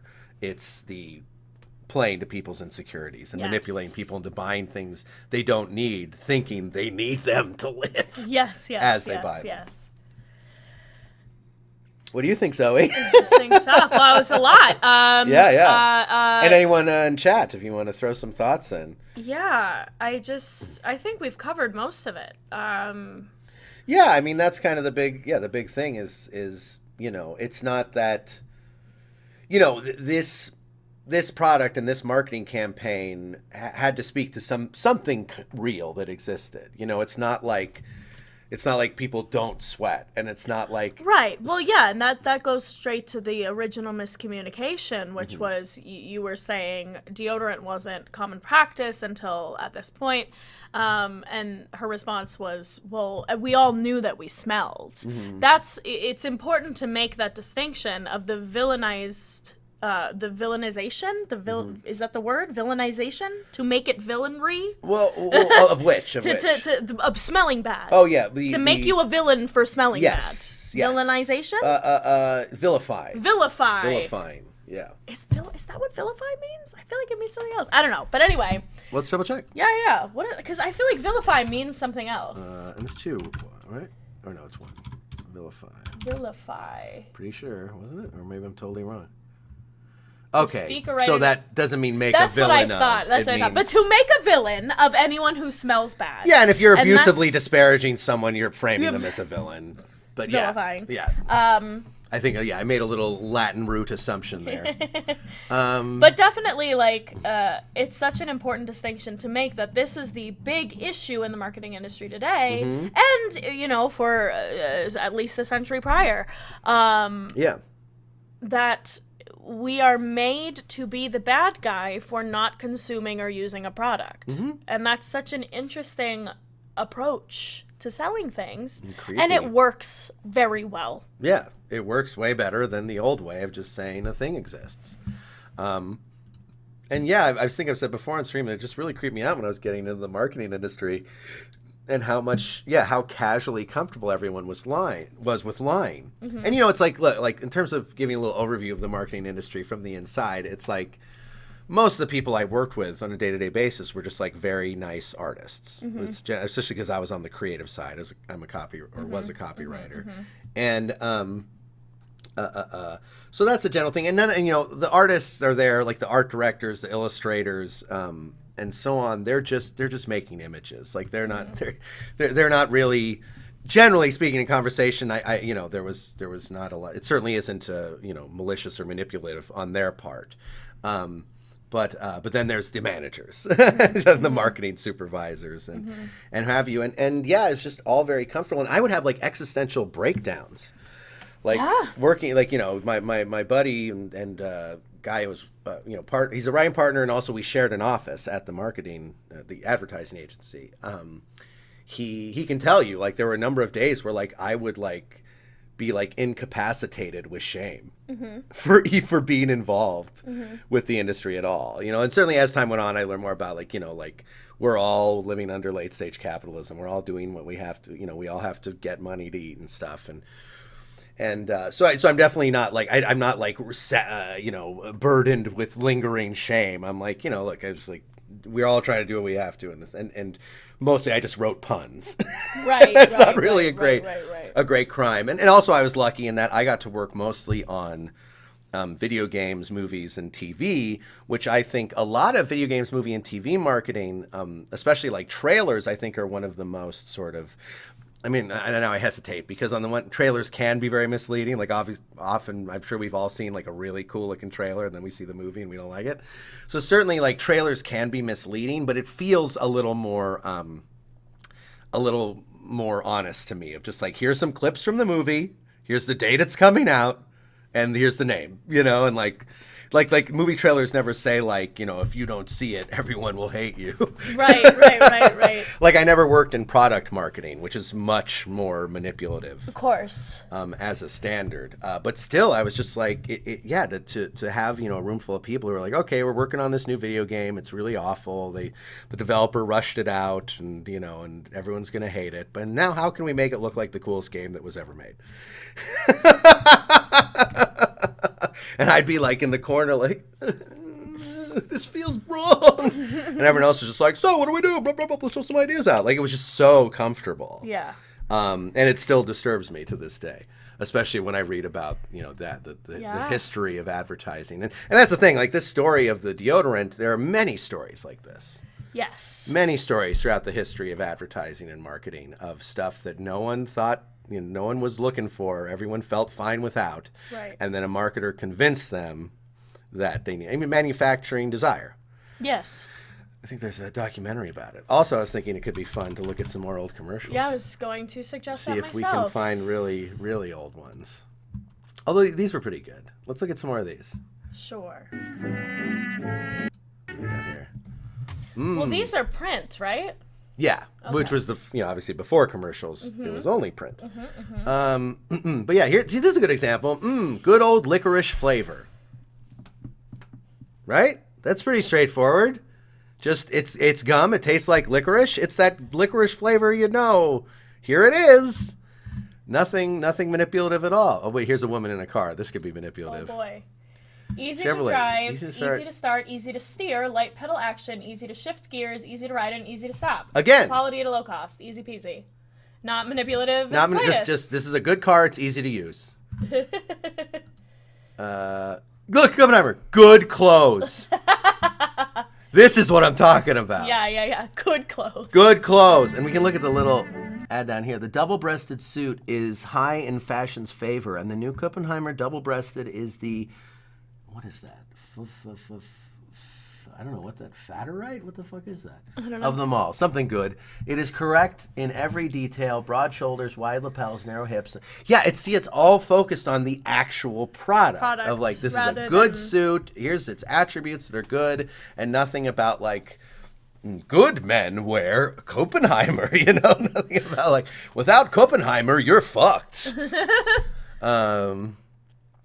Or yeah, this is a good one. Best Foods mayonnaise. Just, hey, eat some mayonnaise. Put it on a piece of lettuce, I guess. Yes. And have a bite with your loved one. Yes. Baby Ruth. Curtis shopping lift Baby Ruth candy rich in dust strokes. Food, energy, sugar. Yeah, back then, and we saw this with the Hershey's too. Like, the candy bar marketing was all about like good calories for energy. Yeah. which is very funny. I love this. Is great. I'm getting loving his this. own breakfast. Getting his own breakfast. Let a boy prepare his own meal, and you will find it is shredded wheat and milk. He likes it because it's ready to serve, pleasant to eat, and easy to digest. And so this has a little bit of that. It's starting where it's Got like, it. your little boy wants this already. Yeah, we swear. He likes it because it's ready to serve, pleasant to eat, and easy to digest, and that's why so many mothers give shredded wheat to their families the year round. It's a simple way to save time, work, and health. To save health. Great. Rouge, fragrant with parfum. Mary Garden. Yeah, just rouge. This is a woman putting rouge on, and here's the list of their colors. That's it. That's it. Easy peasy. Nothing about put on some rouge, you ugly piece of shit, before everyone pukes. Vanilla shake, 10 cents. I mean, there are still ads like that now. Like, that's not that weird. But Vanilla shake. it lights and keeps on lighting 5,000 times on one. Again, just a good lighter that'll give you a lot of lights. Right. A less lighter that you don't have to refill every few days. Not like you light your cigarettes with matches, eat shit. Root beer float, 15 cents. A girl's greatest asset. Oh, here we go. Now we're getting into it. Oh, Mom. this is something men never speak about. Oh, speak. I couldn't even read that. That every girl should know. Yeah. So this is where, so this is where it starts. We should search 1910s ads next. I bet they'll all be simple. Here we go. Answer to the automobile question. Ford Model T touring car completely equipped. Complete equipment. Here's the equipment. Absolutely the greatest value ever offered to the American public. Right down middle of the road. Down goes the thermometer. Down goes Dandy Shandy. So yeah, it's like nice to drink booze when it's cold, you know? Like Oh, interesting. I've been switching over to you reading. Oh now. yeah. Federal Victory Body for Ford and Chevrolet. Dealers order a sample body at once. Yeah. Note the rear tire carrying space to fit two spares is built with very graceful curves. Just very literal. Yeah. Descriptive. Yeah.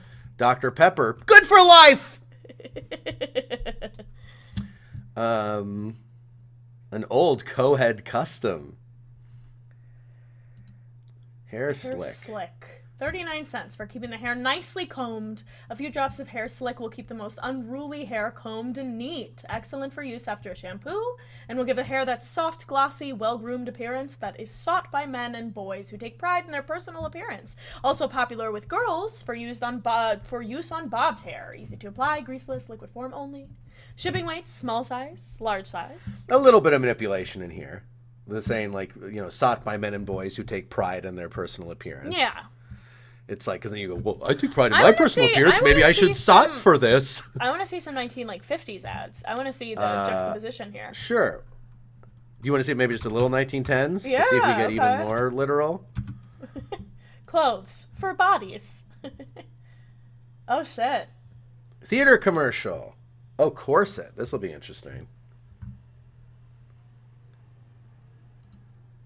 Oh, it's silent. Rust-proof course. Yeah, because there would be an organ player. Right. A live person. Fashionable rust-proof, guaranteed not to rust, break, or tear. Again, just the material attributes of the product are emphasized. Wow, yeah, see, these are the first commercials. Yeah.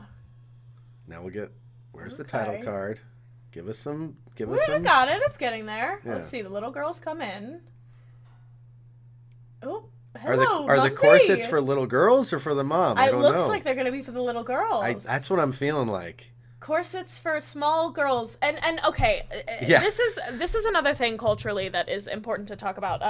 There's a cyclic thing happening because you know how everyone says, "Oh, little girls look like they're 50 now." That's cyclic. That goes in and out of style. So every a couple generations or so, the kids look less like kids because what happens is marketing specifically is branded to a certain generation of people. That generation grows up, and the marketing changes for the younger generation. generation. And as that happens, you get every basically other generation getting these like look older marketing things thrown at them. So these girls from 1910 are children and look like they're 25 years old. So this isn't like a new thing that the kids now look 25. It's actually a marketing phenomenon that happens. That they have to sell something different to each generation. Exactly. So it can be like, this ain't your grandma's such and such. Exactly. Yeah.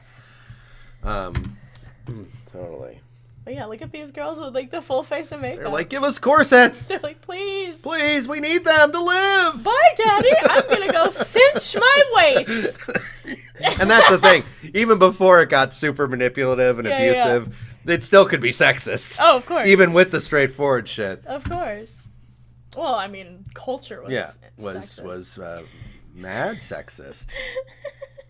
What is she about to do? Putting on that jewelry. Yeah, she's totally like, I want to be like Mom. Warner's? Oh, was she? Oh, she's going to try on Mom's corset, right? She's like, oh, she loves it. She loves it. She's like, oh, this shit doesn't even fit. It rules. She's like, now I have boobs. She's like, thank goodness, something to pull in my big gut. She's like, no, it's my corset. Oh, the kids are fighting over the corset. Oh, wow. What? This is crazy. Leave it to little girls. It's so funny that this sort of had a live orchestra. Oh yeah. Are they gonna break it?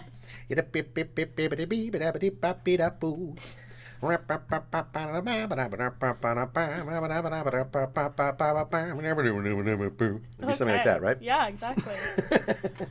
Oh no, they got it wet. These kids happen? are ruining the family corset. What's gonna happen? I want to see what happens. Spoilers. Give us the spoilers. You better okay. So I wonder. So you got to. So this is gonna. I think the mess is gonna be. You got to get your little girls corsets, or else they're gonna play with yours and fuck it up. Why right? is she like giggling about it? She's like, "You silly kids! Like, You've ruined my Oh, corset." oh no! It's that it's rust proof. Oh. So even when your children inevitably fight each other over your corset and drop it in a full tub, that's okay. It's it okay. won't rust. So this definitely presenting a very specific scenario, but again, pretty focused on the material attributes. Totally. Yeah. Yeah, I want to see, I guess, a couple more 10 commercials from the 40s. See, this I want to see, though, because that's going to be manipulation. Okay, let's check it out. We can hop around time periods. Eras, right? Just waiting for my mother. Coconut. Is this back when Coke had coconut? You sit right there. Let's find out. This is what? This is 40s? 40s. I think they took it out in like the 20s. When did they take Coke out of Coke? Did Coca-Cola stop using cocaine?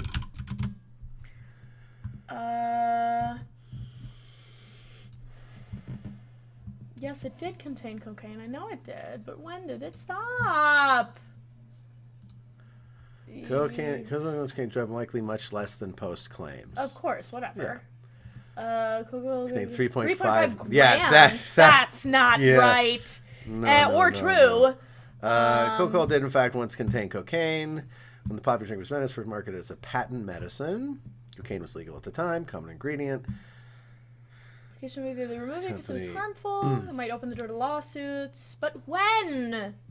When? I guess it's not that important. Told New York Times 1988 the original recipe. 1886 included cocaine. So the 40s, it was long. It wouldn't have cocaine in there. Yeah. Okay. Question answered. Question answered. On with the Coke Down commercial. Here. And don't you touch anything. All right, Mama.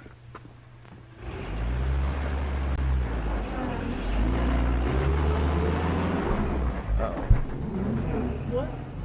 Oh no, my mom just got ran over by a truck. I need a Coke after witnessing that. Oh no, look out, kid, look out! Jesus Christ. Hello, Mary. Why, what's the matter? Nothing. I'm just sitting here waiting for my mother. You leave her alone. How about a bottle of Coca-Cola?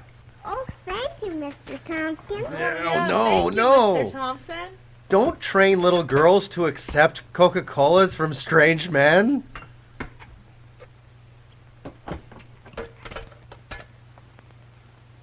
Oh, thank God. Because Oh, here Here is the new That's Band-Aid such a plastic silly strip with commercial. new Super Stick.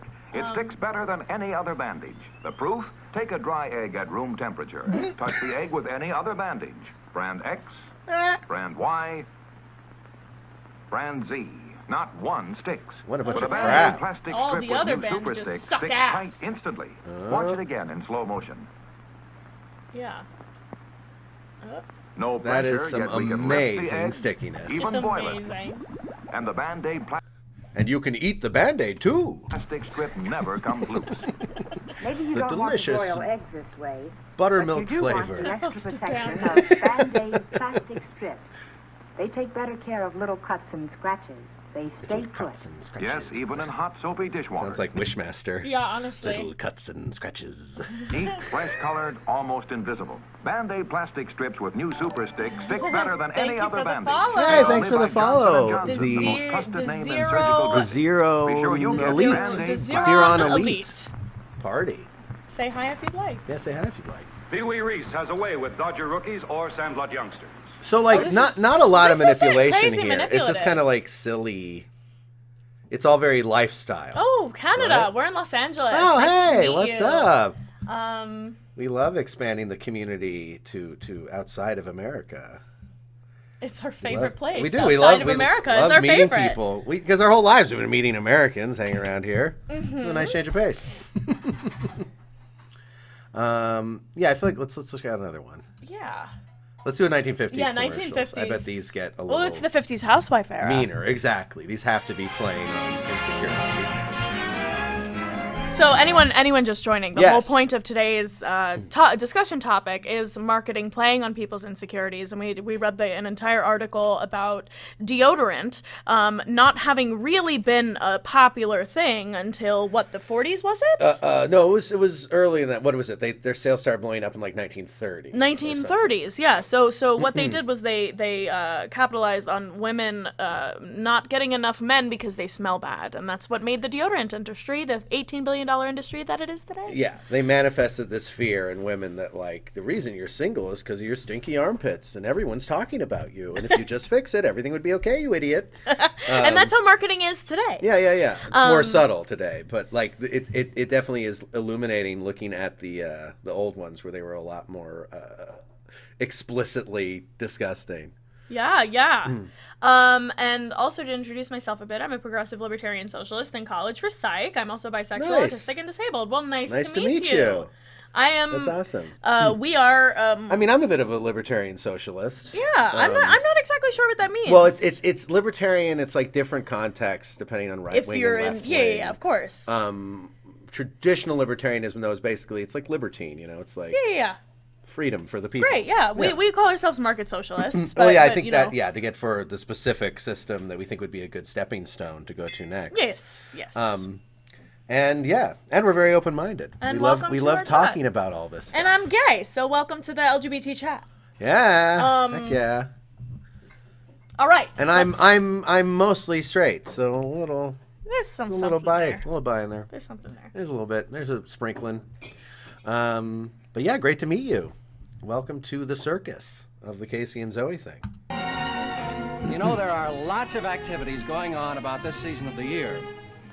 The one you'll find uppermost in the minds of most high school students, especially toward the end of any week, is football. And the night before the big game, there's generally a rally. Now, you don't want to be late, but before you go, remember, you're planning to bring the gang in afterwards. Now you've got the idea. Put plenty of Coke in that refrigerator. Or the gang Ice will cold hate Coca-Cola you. will be a mighty welcome sight when you return. Yeah. You know, it's a If good you don't idea stock to keep your fridge plenty with of Coke, on you're a ice all bad the time. host. Coca-Cola has Well, I feel like a it's not distinctive quite flavor. going there.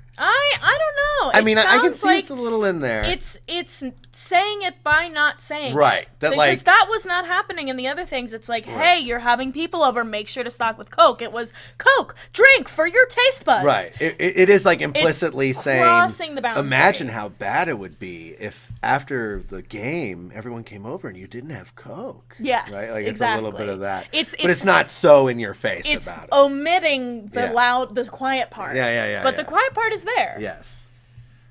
All its own. A flavor that has never been equaled. Coca-Cola is popular with everyone. which makes it ideal when you're expecting guests. You don't now, like that's Coke. true You're whether weird. it's a casual gathering like this one or a planned party. The bright, bracing flavor of Coke is always Right, welcome. bracing flavor. What a word. I know. Oh! The flavor! Oh, just so you know, Oh, sorry that's about amazing. that. The Xeron Elite. Oh, sorry. Our bot only lets subscribers post links, but I have the chat here and I can see the link. Yeah, you can whisper the link to Zoe. Do you want to? Yeah, you're gonna Yeah, hold on. comment in the chat. Oh, okay. 1950s marijuana scare film. Love that. Oh yeah, we'll totally watch that after this. No, that's okay. No need to. Oh, no need to apologize. apologize at all.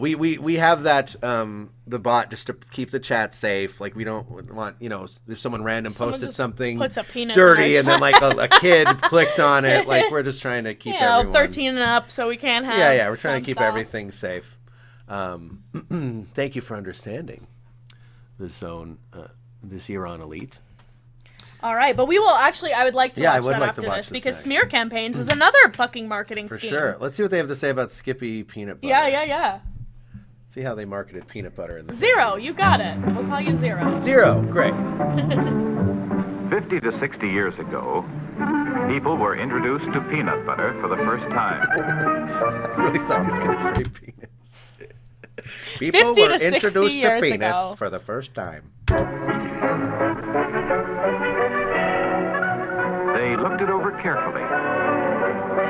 Did we?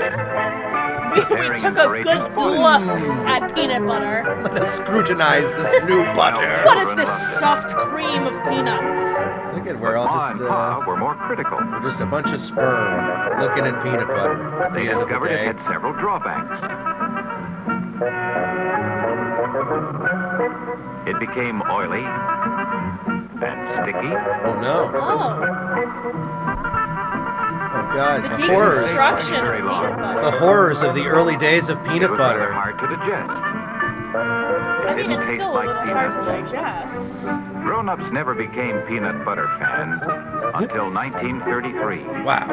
when a new kind of peanut butter started to appear in grocery stores. Huh? You're hovering right up. Just be Oh. careful with the mouse. It looked different. It smelled different. I like we went from being little sperms to being a disembodied pair of It glasses. tasted different. It had practically Skippy nothing in common with revolutionized the the old peanut style butter product. game. Well, welcome back, Spoggle. Welcome back, Spoggle.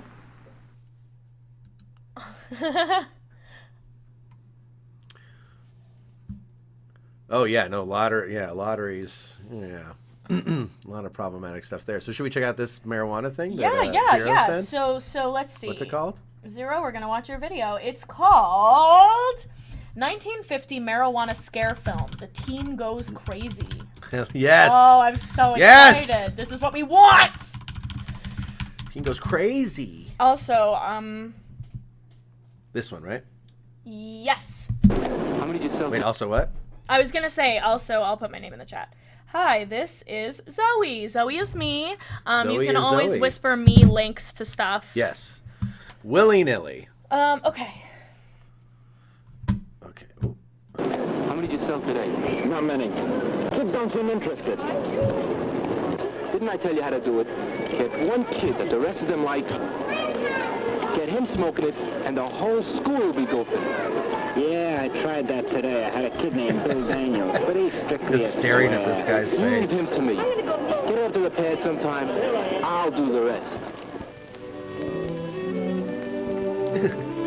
What lovely music to deal drugs to. And all day Saturday in Wilson's hardware store.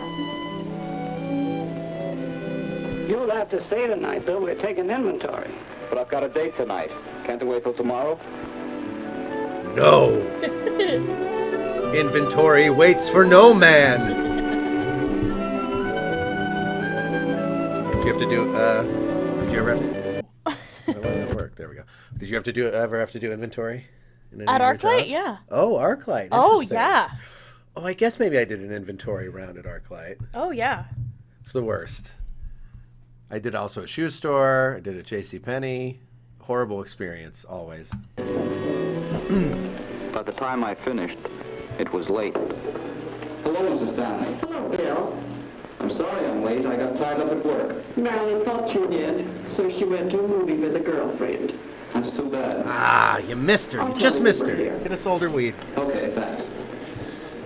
Better luck next time, weed man. So he's trying to get the whole town hooked on dope.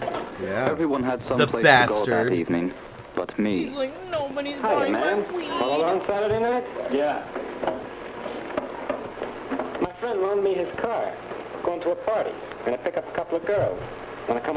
The hot, sexy guy was like, hey, I'm going to a party. You're going to smoke some weed at the party. Yeah, pick up some girls. And this was during the time when a good amount of the husbands were alcoholics. Yes, yes. Sure, I've got nothing better to do. And the wives were pill poppers. Everyone was coping with the weird society they created.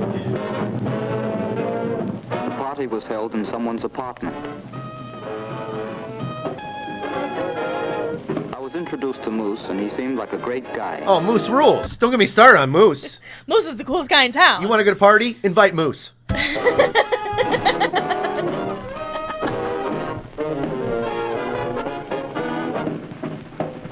Where's the weed? Everyone was laughing and having a good time. Because of the weed, right? What's he smoking?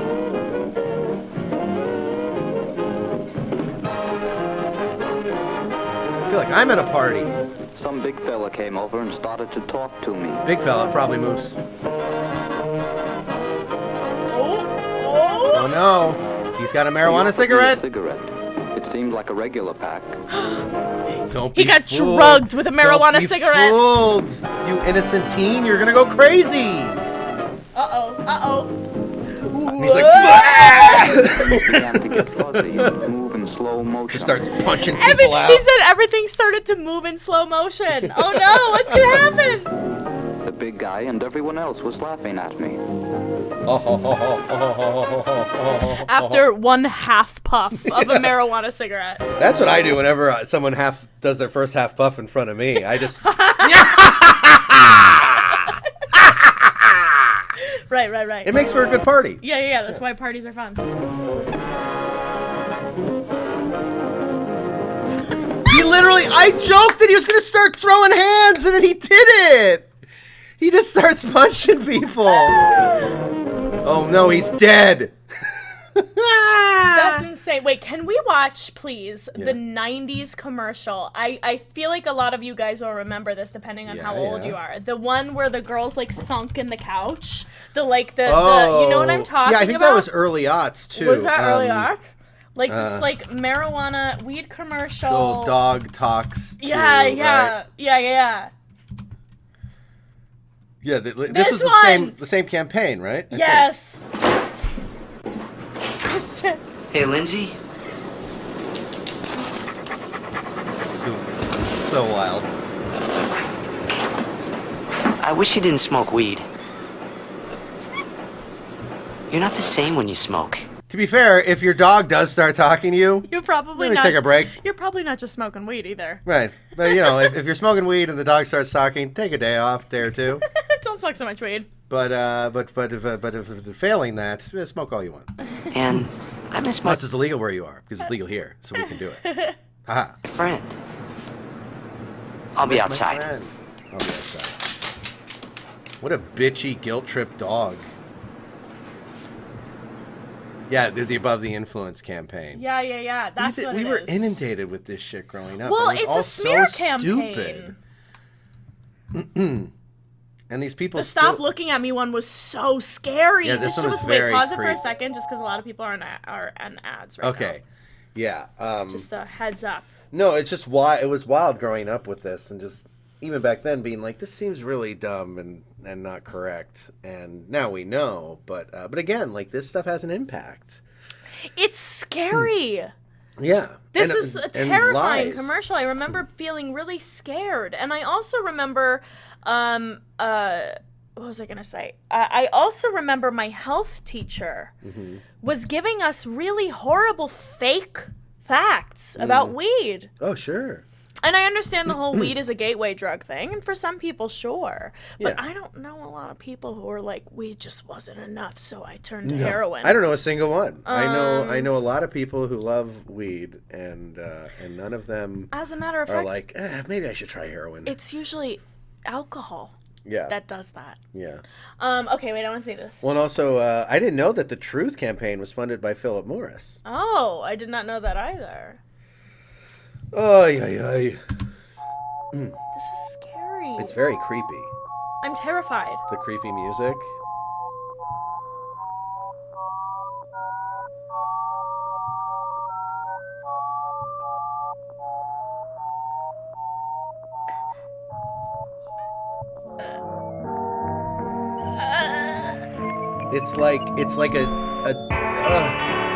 It's like a David Lynch student film. That shit, it's horrible. That shit was on like kids' TV. Yeah, horrible, awful, creepy, unsettling. But that's another. But smear campaign.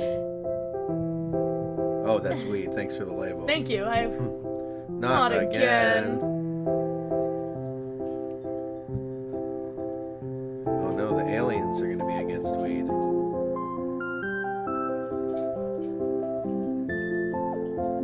At least the music's a little less horrifying this time. Yeah.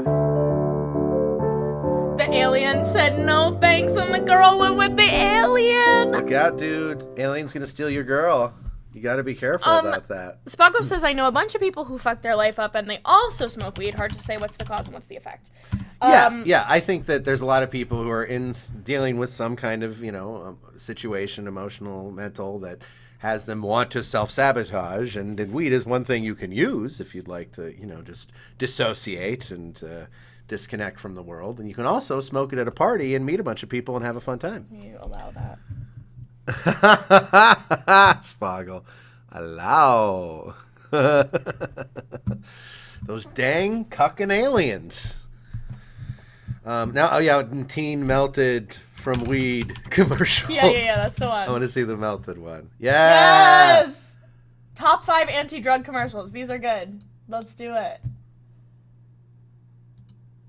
Oh, yeah, this is the classic. Yeah. I saw this so many times. Is there anyone out there who still isn't clear about what doing drugs does?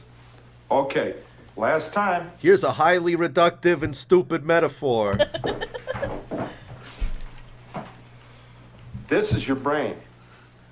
Oh, This I love is it when drugs. my brain's an egg. Oh, no, don't do that to my brain! Ah! This is your brain on drugs. Oh, got it. Any questions? Please spare me. I have a lot of questions. Yeah. Please spare me, Ultra Dad. Oh, God, oh, fuck. Okay, so let's get past this. Yeah, we saw that one. Flat girl, there she is. Yes, my favorite. Flat girl. So, Sarah, what's going on here? Sarah? Sarah. She won't answer you. Or she can't. Why not? This is the way it's been since she started smoking pot. She's all lazy and boring and... we used to have so much fun together. If you smoke weed... You're lazy and boring. Well, you can't talk. Yeah. Did you know that? You smoke weed, Yeah. you just become a mute. You're unable to speak. Yeah, I mean, I can't talk when I smoke weed, but that's me. Well, maybe you become a little less eloquent. Yeah. But actually just being like someone coming and being like, hello, Zoe, are you there? I'm like... weed funny. use. And now? This is what we do. You guys got to put on a funny movie or something. You're doing it all wrong. Wait, drive-through hit and run? What is this? Can I take your order? Give me 15 cheeseburgers. Come on. Can I take your order? Can I take your number? Are they going to get hit? You got any egg? Can I take your order? Man, I don't have any money. All right, go. Man, watch out! Whoa. What? I mean, the thing is, drive-through pranks are a gateway drug to murdering children. Yeah, I get it. Like, you shouldn't be driving intoxicated, but holy fuck. But also pretty sure if you're gonna, like, drive intoxicated and hit someone, it's gonna be like when you're driving on the road and not coming out of a drive-through. But whatever. You know what? I changed my mind. This is absolutely accurate. Oh, and Learn from Watching You, another classic. Yeah, 87. It's yours? No, I... Mother said she found it in your closet. I don't know. One of the guys must have... Must have what? Look, Dad, it's Where not... did you get it? Dad, Answer me. What? You're not even letting him talk, dude. I taught you how to do this stuff. You, all right? I learned it by watching you. Let's not kid ourselves. This dude doesn't blaze. This guy doesn't blaze. Tell me another one. Have children who use drugs. Unbelievable.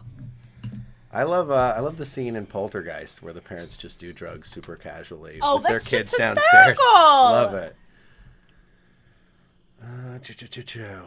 You want to see more 1950s? Sure. Like we just started to get into those. Budweiser. Classic TV commercials of the 50s and 60s. It's a popular one. Oh, it works wonders when the family gathers at Grandma's for one of those special Sunday dinners. Milk nut. They call it milk nut. I like the drumstick. The drumstick. Oh, those damn kids. And if you get a headache later on, that's when Bayer works wonders. 2 Bayer tablets bring all the damn pain kids. power Your kids your are headache horrible. can use. Take a Bayer is tablet. pure aspirin, not just part aspirin. Bayer works wonders. Again, pretty straightforward. Bear works wonders. I mean, it is saying, like, your kids are a headache, but, I mean, your kids are a headache. Yeah, you don't disagree with that. Well, my own buddies. They sure work hard, don't they, Barney? Yeah? I hate to see them work so hard. Yeah, me too. Whatever you do, don't help. Let's go around back where we can't see them. You ought to do something, Fred. They're just like horrible misogynists. They're awful. They're like, boy, our wives sure are getting worked to the bone. Well, let's close our eyes. Okay, how's about taking a nap? Hey, I got a better idea. Let's take a Winston break. Oh, yeah. It. Winston is the one filter cigarette that delivers flavor 20 times a pack. Winston's got that filter blend. Yeah, Fred. Wait. Yeah. Our wives are working hard. Oh, man, I hate looking at it. Let's take a cigarette break. Yeah. Filter blend makes relatable for men. And only Winston has Unbelievable. it up front where it counts. Here, ahead of the pure white filter. Winston packs The pure rich white tobacco filter. Specially selected. Did you know that the Flintstones are from New York? Oh, yeah, definitely. Yeah, Well, they're based on the Honeymooners. I know. Like cigarette should. The Flintstones. The Flintstones endorse cigarette smoking. Don't forget. Lasts forever. Give you extra protection against blowouts. And here's real money-saving news. Your General Tire dealer will give you full original price. And less than 2 calories per glass. More 2 calories people per drink it than glass? all Hey, other back up. teas. What is What this? horrible thing are you drinking? Look at that 3D chalk drawing. That's pretty cool. Look When at the you shadow order a underneath the beer, drawing. Isn't that ask the crazy? man to draw Simon Pure. The happier, hoppier beer. What a trick. Wow. Okay, now what is this? Crystal Light? Crunch. Crunch. Quench. Quench. Munch. Crunch. Munch. Quench. Crunch. Quench. Munch. Quench. I need a giant sandwich. Meet the great American quencher, Lipton Iced Tea. It has more quench. Oh, iced because tea. it has Okay, that more makes brisk sense. flavor What'd than you other think iced it teas. was? I thought it was going to be some like diet drink, you Oh, know? yeah. You And get to crunch the more if you flow-through quench. tea the bag. Two diet. calories per glass? I 2 thought it was bags going to of be like flavor in Crystal one. Light. Look inside. 2 bags of flavor in one. Whoa. You get that Holy shit. clean, fresh, brisk Lipton flavor. So when you bunch, lunch, munch, Boom. crunch, quench with Lipton iced tea. You get more quench because you get more flavor than with other iced teas, and less than Thank 2 calories per glass. Lipton, More people dripping drink it with than flavor. all other teas combined. Lipton flow-through tea flavor bags company. or Lipton iced tea mixes. Choose lemon, lime, or mint. Delicious. These aren't too bad. No, that was very straightforward. Oh, what's this Last one? season, That one only looked two almost crew racist. members of the How Jolie about Madame smoked L&M's. Reed creepy Ruggles and Jane old Price. commercials? This year, Tom and... Oh my god. Scariest commercials ever? I want to see scary commercials. This one looks more scary than the other one. The funny face? Well, no, that one just looks racist. That one does look racist. I was going to say that's scary. Yeah. Number 13. What is this? There was a stranger who came into our town. He was tall and had eyes that could look right to the bottom of you. We might have welcomed him, except for one thing. This is artsy. His pants. It looks really cool. They weren't dull like ours, and this troubled us. Stranger, how is it your pants have colors and flared legs? He just smiled and said, I'm wearing Levi's. Then in his strange way, he transported us to a world of Levi's slacks and jeans, tweed, Did Ralph Bakshi direct this? layers with Dacron polyester. It was magic. Push jeans, blue jeans, bells, beautiful Levi's magic. Coveralls, knickers, and mitts. And we cried for more. No, I must go to other towns, he said, and he left. Left us with our new Levi's. Yes, we'll miss that stranger. But you know, life will never be dull in our town again. By the way, how are things in your town?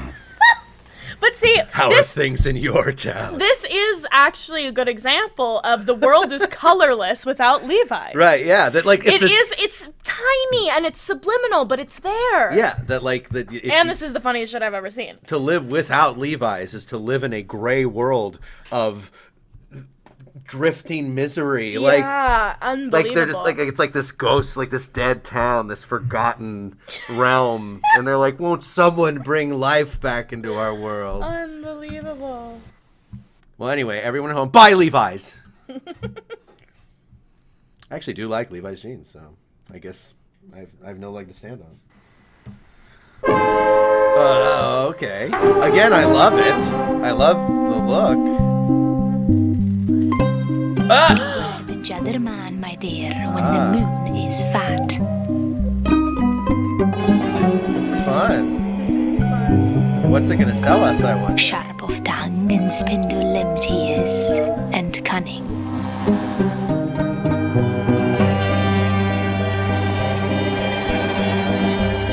With sweetened talk of schnapps and mets and the deliciousness of Jadders. That's nice.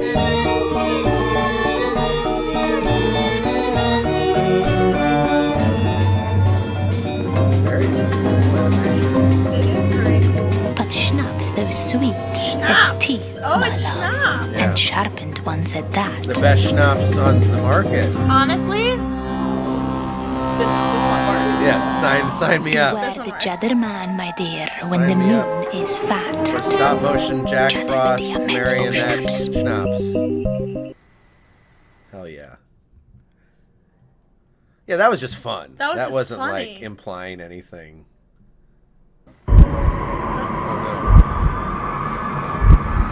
Oh no. I'm so scared. The heartbeat, no. Oh, the children. We're building to something horrible. What are they looking at? They're coming to get you, Zoe. What the hell is that? That wasn't as scary as I expected. What is this selling? Hey, buddy. Wait, Pip's coming. Hi, Pip. Hey, Pip. Oh, come join the party, Pip. Come join the circus. Okay, wait. What is this? I'm just trying to figure out what they're selling. Oh, it's coming. Oh, thank you. Oh, baby, so kiss. Oh, no.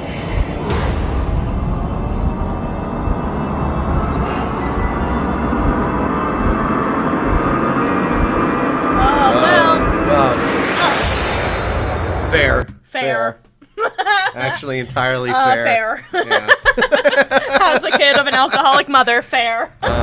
Wait, what's our opinion on the why not both girl? You know, like the taco, like the girl who's like, why not both? You don't know that? No. And then she gets like held up in front of an audience.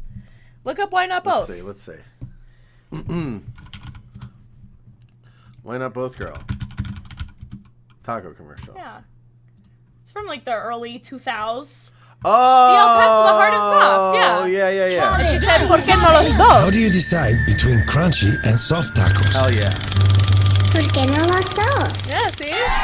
Yeah. Old El Paso. Hard. Dos. My opinion is that she rules. She's the best. Hold her up on my shoulders for the rest of my life. That she is the queen of taco night.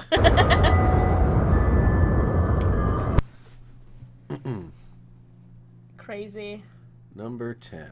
Oh shit, this looks scary. Oh, Kinder Egg. Yeah, Kinder. You both shaky. Don't spoil them. Sorry. Me unscrabbly. Choca-dooby! Doubly choca-dooby! Pop swabble! Hey, he's got a point. Yodel yum and choco scrum with multi-pop swabble dice! Oh, grubbly! Me scrubble now! Snuggle! Whee! It's true. I dare you. I dare you to challenge this guy's argument. It's Honestly. airtight. It's airtight. Couldn't have said it better myself. What did Eric just send? Oh, a Schwarzenegger Japanese energy drink commercial. We'll watch that next for sure. Oh, that is a great one, actually. Shit.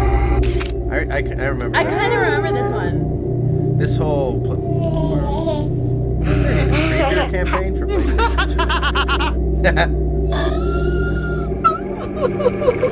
2. This is artsy.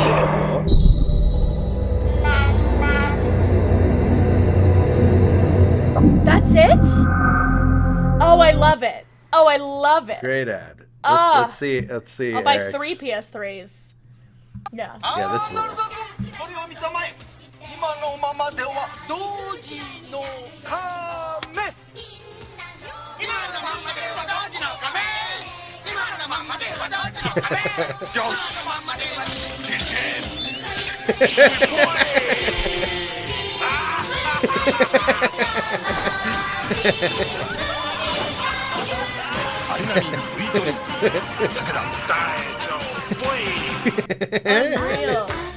And anyone who's not familiar with this phenomenon, it's very common for huge American stars. Oh, yeah. Who would never do an ad like this in the States. Who you'd have to pay them so much money. They just wouldn't. Especially, like, I feel like nowadays there's a little more prestige around doing, like, a big commercial campaign. Mm-hmm. But, like, in the 90s and 80s, it was like, if you're a movie star, you don't do commercials.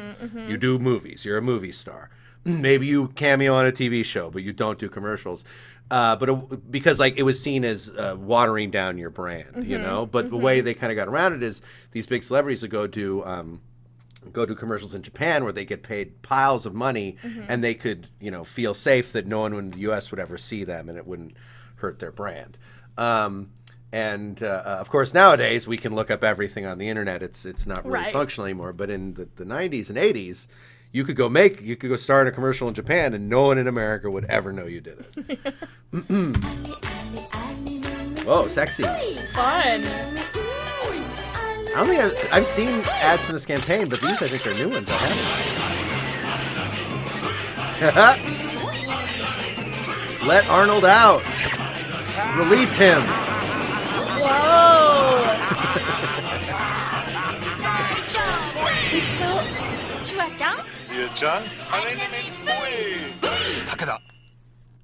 Oh, that's crazy. Love that shit. Amazing. Wait, I want to see this scary...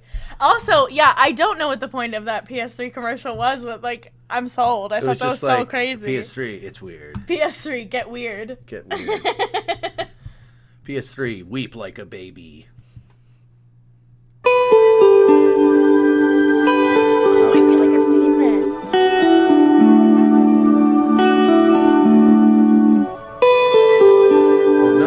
What's gonna happen to her? Oh no. I don't like this. No. What did the cream do? Or is this like a meth thing? What's the secret to this woman's transformation? Meth? Racism. The more you apply it, the uglier you become. Fair, but, like, I get the point, but, like... Yeah, like, racism is bad, and I don't know if that's the way to advocate for anti-racism. Well, yeah, like saying like pimply girls. Yeah. Don't be an ugly woman. Don't be an ugly person with acne. Don't be racist. Being racist is like being an ugly woman. I mean, fair, racism is ugly. It's ugly, but it's like yeah, it's like they managed to mix in body shaming in their weird stuff. Anti-racist thing. Yeah. The Long Long Man commercial. No, what is that? Nice ugly shaming. Oh, exactly, make it yeah. any more obvious And what's up, Republic of Tryhards? Yeah, welcome. Welcome to the chat. Every person you see with unclear skin is racist every time. Yep. Apparently, according to that this commercial. commercial figured it out. Now wait, what is Long Long Man? Yeah, I'm curious.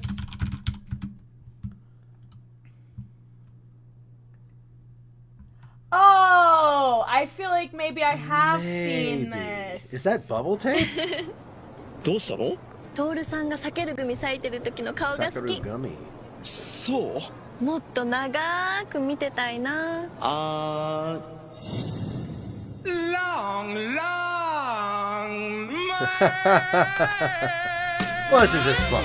Yeah, that is fun. This is just a lark. 危ないね、あの人。避けるグミ対長い避けるグミ。Nice.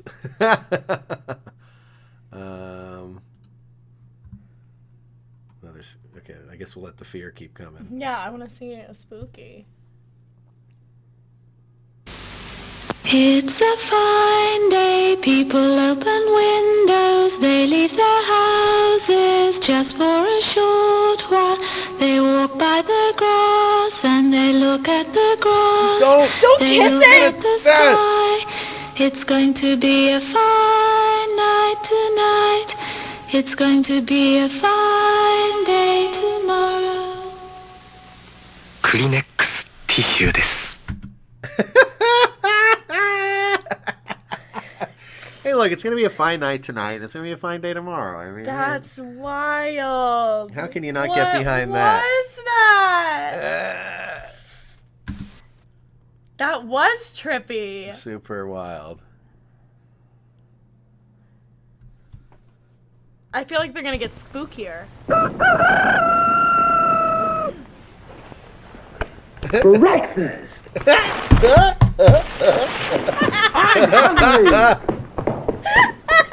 No, I love this. This is great. Take it from Carinkles. That's me. The best breakfast under the big top is post-sugar rice Carinkles. So crinkly, so delicious, so different. Each grain of rice in sugar rice Carinkles is Carinkles with honey and sugar. It's so good, I crinkle every time I eat it. Yep, no matter what other rice cereal you've ever tried, you'll love post-sugar rice Carinkles best of all. Give me a cereal that makes me crinkle. Yeah. That's all I want. Get crinkled. I want something that just crinkles. You're not crinkly enough. Just crinkles my shit. Please, crinkle my shit through the wall, baby.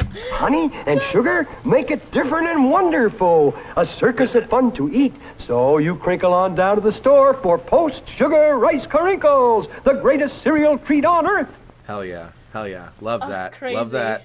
Clown Crazy. recognized clown.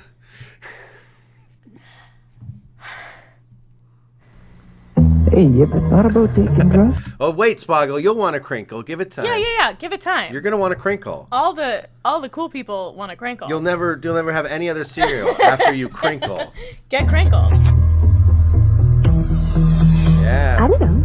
Puppets. I never really thought about it. Think hard. The first hit's free, but you find me when you need more. I love he's got every drug. The choice is yours. The choice is yours, guys. Any drug. It's just not with the time. I wish someone... Okay, this is a thing, though. Everyone was always like, you're gonna get drugs offered to you all the time. Right. Where? Yeah. Drugs are fucking expensive. And hard Everyone to was like, find. oh, you're gonna find drugs in your Halloween candy. I was like, I would hire a child to go out and find some drugs Yeah. for me in their Halloween candy because that shit's expensive. Yeah, and drugs and Halloween candy is one of those urban myths. Like, it's never Like, as I recall, I want to double check, but yeah, of course. And the Republic of Tryhard said something interesting. The one time they have BIPOC representation in their ads is when it's drug consumption. I mean, that's huge in this country. Ecstasy and CBC. How Americans became convinced their Halloween candy was poison. I feel like it was like one time it happened to one person and it became an urban myth. Can we zoom in a little? Oh, yeah. Wink, wink, wink. Wink. Rumors of tainted poison or otherwise murderous Halloween candy handed out to unsuspecting youngsters are as much a part of the Halloween tradition as costumes and sing-song pleas for sweets. A sense of solid Hollywood. Many, if not most, reports of Halloween sadism are of questionable authenticity, write sociologists and criminal justice experts Joel Best and Gerald T. Horiuchi. When they conducted an extensive study on so-called Halloween sadism, or crimes specifically committed using Halloween treats or customs, they concluded that the threat is greatly exaggerated. For example, paranoia about tainted candy spiked in the early 1980s after a rash of Tylenol poisonings in which cyanide-laced acetaminophen was placed on store shelves and sold. The high-profile crime led to the introduction of child-proof containers, interesting, and tough federal laws aimed at punishing those who tamper with drugs. After the Tylenol murders, which are still unsolved, warnings about adulterated Halloween candy increased. Well, that makes sense. And Halloween crimes involving poison have occurred. But I think the razors and apples is one of those that's like never actually happened. Yeah. Smear campaigns. Okay, a woman was arrested for handing out ant poison and dog biscuits to kids. Jesus. But where's the ecstasy? Where's the Molly at? When questioned, the housewife said that she was joking. And that she gave the items to kids she felt were too old to be trick-or-treating. So I'll murder you. I was just joking. I was kidding. It was a joke. The most infamous Halloween poisoning took place in 1974. It's when a Texas man named Ronald O'Brien gave cyanide-laced pixie sticks to 5 children, including his son. The other children never ate the candy, but his 8-year-old son Timothy did and died. Ugh. Horrific. But see, yeah, these are instances of people who probably would have been murderous anyway. Right, it's not this big Halloween conspiracy of people in their houses like, I'm gonna put razors and he in even apples. wasn't like he gave it to other kids, but then he took out life insurance policies on his children. So it wasn't even like random sadism. It was like he had a horrible scheme. The Candyman murderer still looms large. I guess so. Halloween was a celebration of Satan's disguise as a snake in general. Yeah, so there's a little background. Oh shit! Spoggle's mom said that Halloween was a celebration of Satan's disguise as a snake in the Garden of Eden. So after that, they couldn't go out. Oh my god, that is rough. Yeah, I can't I was very lucky in that my parents never did any of the devil is coming for you stuff. Oh yeah, well we both had pretty non-religious parents. Oh, we're siblings. My mom is very spiritual. We're siblings, but we're raised separately. It's a whole story. It's a whole story. But we both have 2 different sets of parents. Yeah, we have the same dad and different moms. And also we're not actually blood related. Yeah, that's another story. Yeah, the dad was her biodad, raised me, was not my biodad, but raised me, I consider my dad. The whole thing. Parents. But we're siblings, just leave it at that. Yeah, we're siblings. It's a simple explanation. Oh my god! Children's advertisers. The scary eyeballs at the end. Number 4. Oh my god, I'm so scared. I know a place that's peaceful and quiet. A place where animals play. Is she flirting with me? Oh, definitely. It's called the forest. But every year we start forest fires. A careless match, a cigarette, and poof, fire. So the next time you're in the forest, be extra careful, okay? If you knew it was me, would you have listened? Holy Lord. That was good. I loved it. She sure did take her face off. Absolutely. Wait, I gotta see her face come off again. Forest. Look, it's very disturbing. Be extra It like flips inside Yeah, out. because there's a moment you see a flash of a fake face. If you knew it was me, Would you have listened? Republic of Triad says he's not wrong. I wouldn't have listened. Yeah. Yeah, Smokey the Bear? No, Sexy mom? I would have clicked right out. Now I will never smoke in the But forest. the mom in a trench coat implying that she'll fuck me if I'm careful about the forest really gets my engine going. Yeah.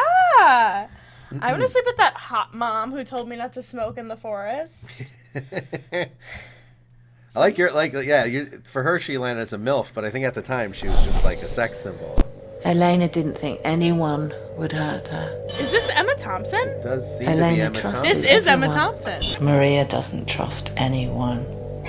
Elena wanted to learn English. Maria gets beaten if she says no.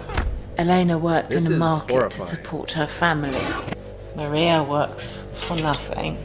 Elena wanted to help people and be a nurse. Is this? Maria services up to 40 men a day. Oh my God! Elena used to cry. This is when really This is too disturbing. horrific. This is too much. This is like Oh, yeah, well... trigger warning. No, yeah, terrible. What the fuck? I get it, but... That was a really over the top way. And then I mean we were just talking about it. Let me tell you what bugs me about human endeavour. I've never been the human in question. Have you? Mankind went to the moon. I don't even know where Grimsby is. Forget progress by proxy. Land on your own moon. It's no longer about what they can achieve out there in your behalf, but what we can experience up here in our own time. It's called mental wealth.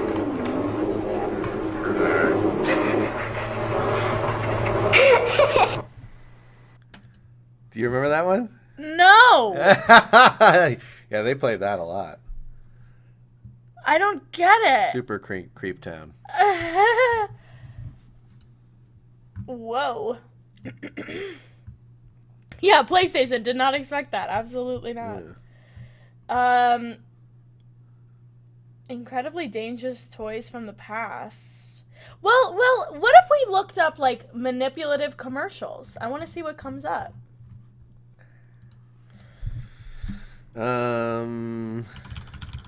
What emotionally manipulative?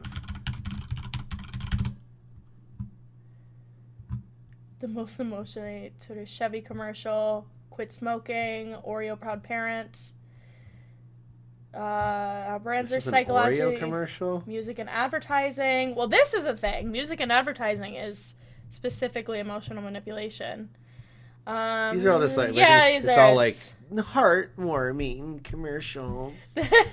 Eric said that was the kid from Splice 2009. Yeah. Oh, that movie is wild. Yeah, it is a trip. Yeah, no. Thai life insurance is They're super not gonna fucked. they're not gonna admit that the commercials are. I just like the old ones Yeah, let's do some more old ones. because the old ones are the most manipulative. It looks racist. That's super racist. Yeah, this whole is all politically incorrect commercials. Pee-wee, you do a lot of work with boys. These veggies. Not work, Al. I like baseball and kids. I enjoy helping teenagers start right. Well, that's around shaving age. You give them pointers on personal appearance, too? Yes, a boy has They're more the veggies. self-respect when he's clean shaved. They lied to me. I tell him to use a Gillette razor, Al. Oh, it is. That. You Oh, said it's it. Mr. Potato Head. Super speed razor. No way. And 6 cents in coin or stamps to Paul F. Bike Company, Department 1, Chicago.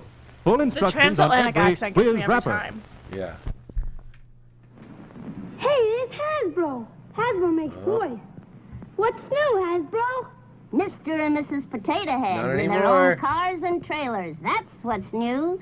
See, Mr. Potato Head has a car and boat trailer. And See, I there's think a this is car so and much shop- cooler when Mr. Potato Head was a literal potato. When like. Go ahead. Are you okay? When he was literally, yeah, Spotgo just sent a link. Oh, got it. The toy originally was just like a set of things to stick in a real potato, Yeah. which I think is way cooler. Yeah. I want it to still be just potato accessories. shopping trailer for his wife, Mrs. Potato Head. It's such fun to do and so easy. Like this. So Take any horny. fruit or vegetable. Just stick in eyes, then ears, and then the mouth. You can make the funniest looking people in the whole world. potato head people look different every time Yeah, and so you you could make use them. other Mr. vegetables. Mrs. Potato Head with cards Yeah, it and was like all sailors come fun, in and then they're 1 like, and let's just $2 make it a sizes. standard What else is new, Hasbro? plastic A potato. vanity case. What else with is new, toy cosmetics Hasbro? and Tell me beautiful more, accessories Hasbro. and real-looking doctor and nurse kits. Hasbro makes great toys. It sounded like fun she to said play with doctors and Hasbro. nurse tits. My favorite kind. Look, it's fun to play with Hasbro.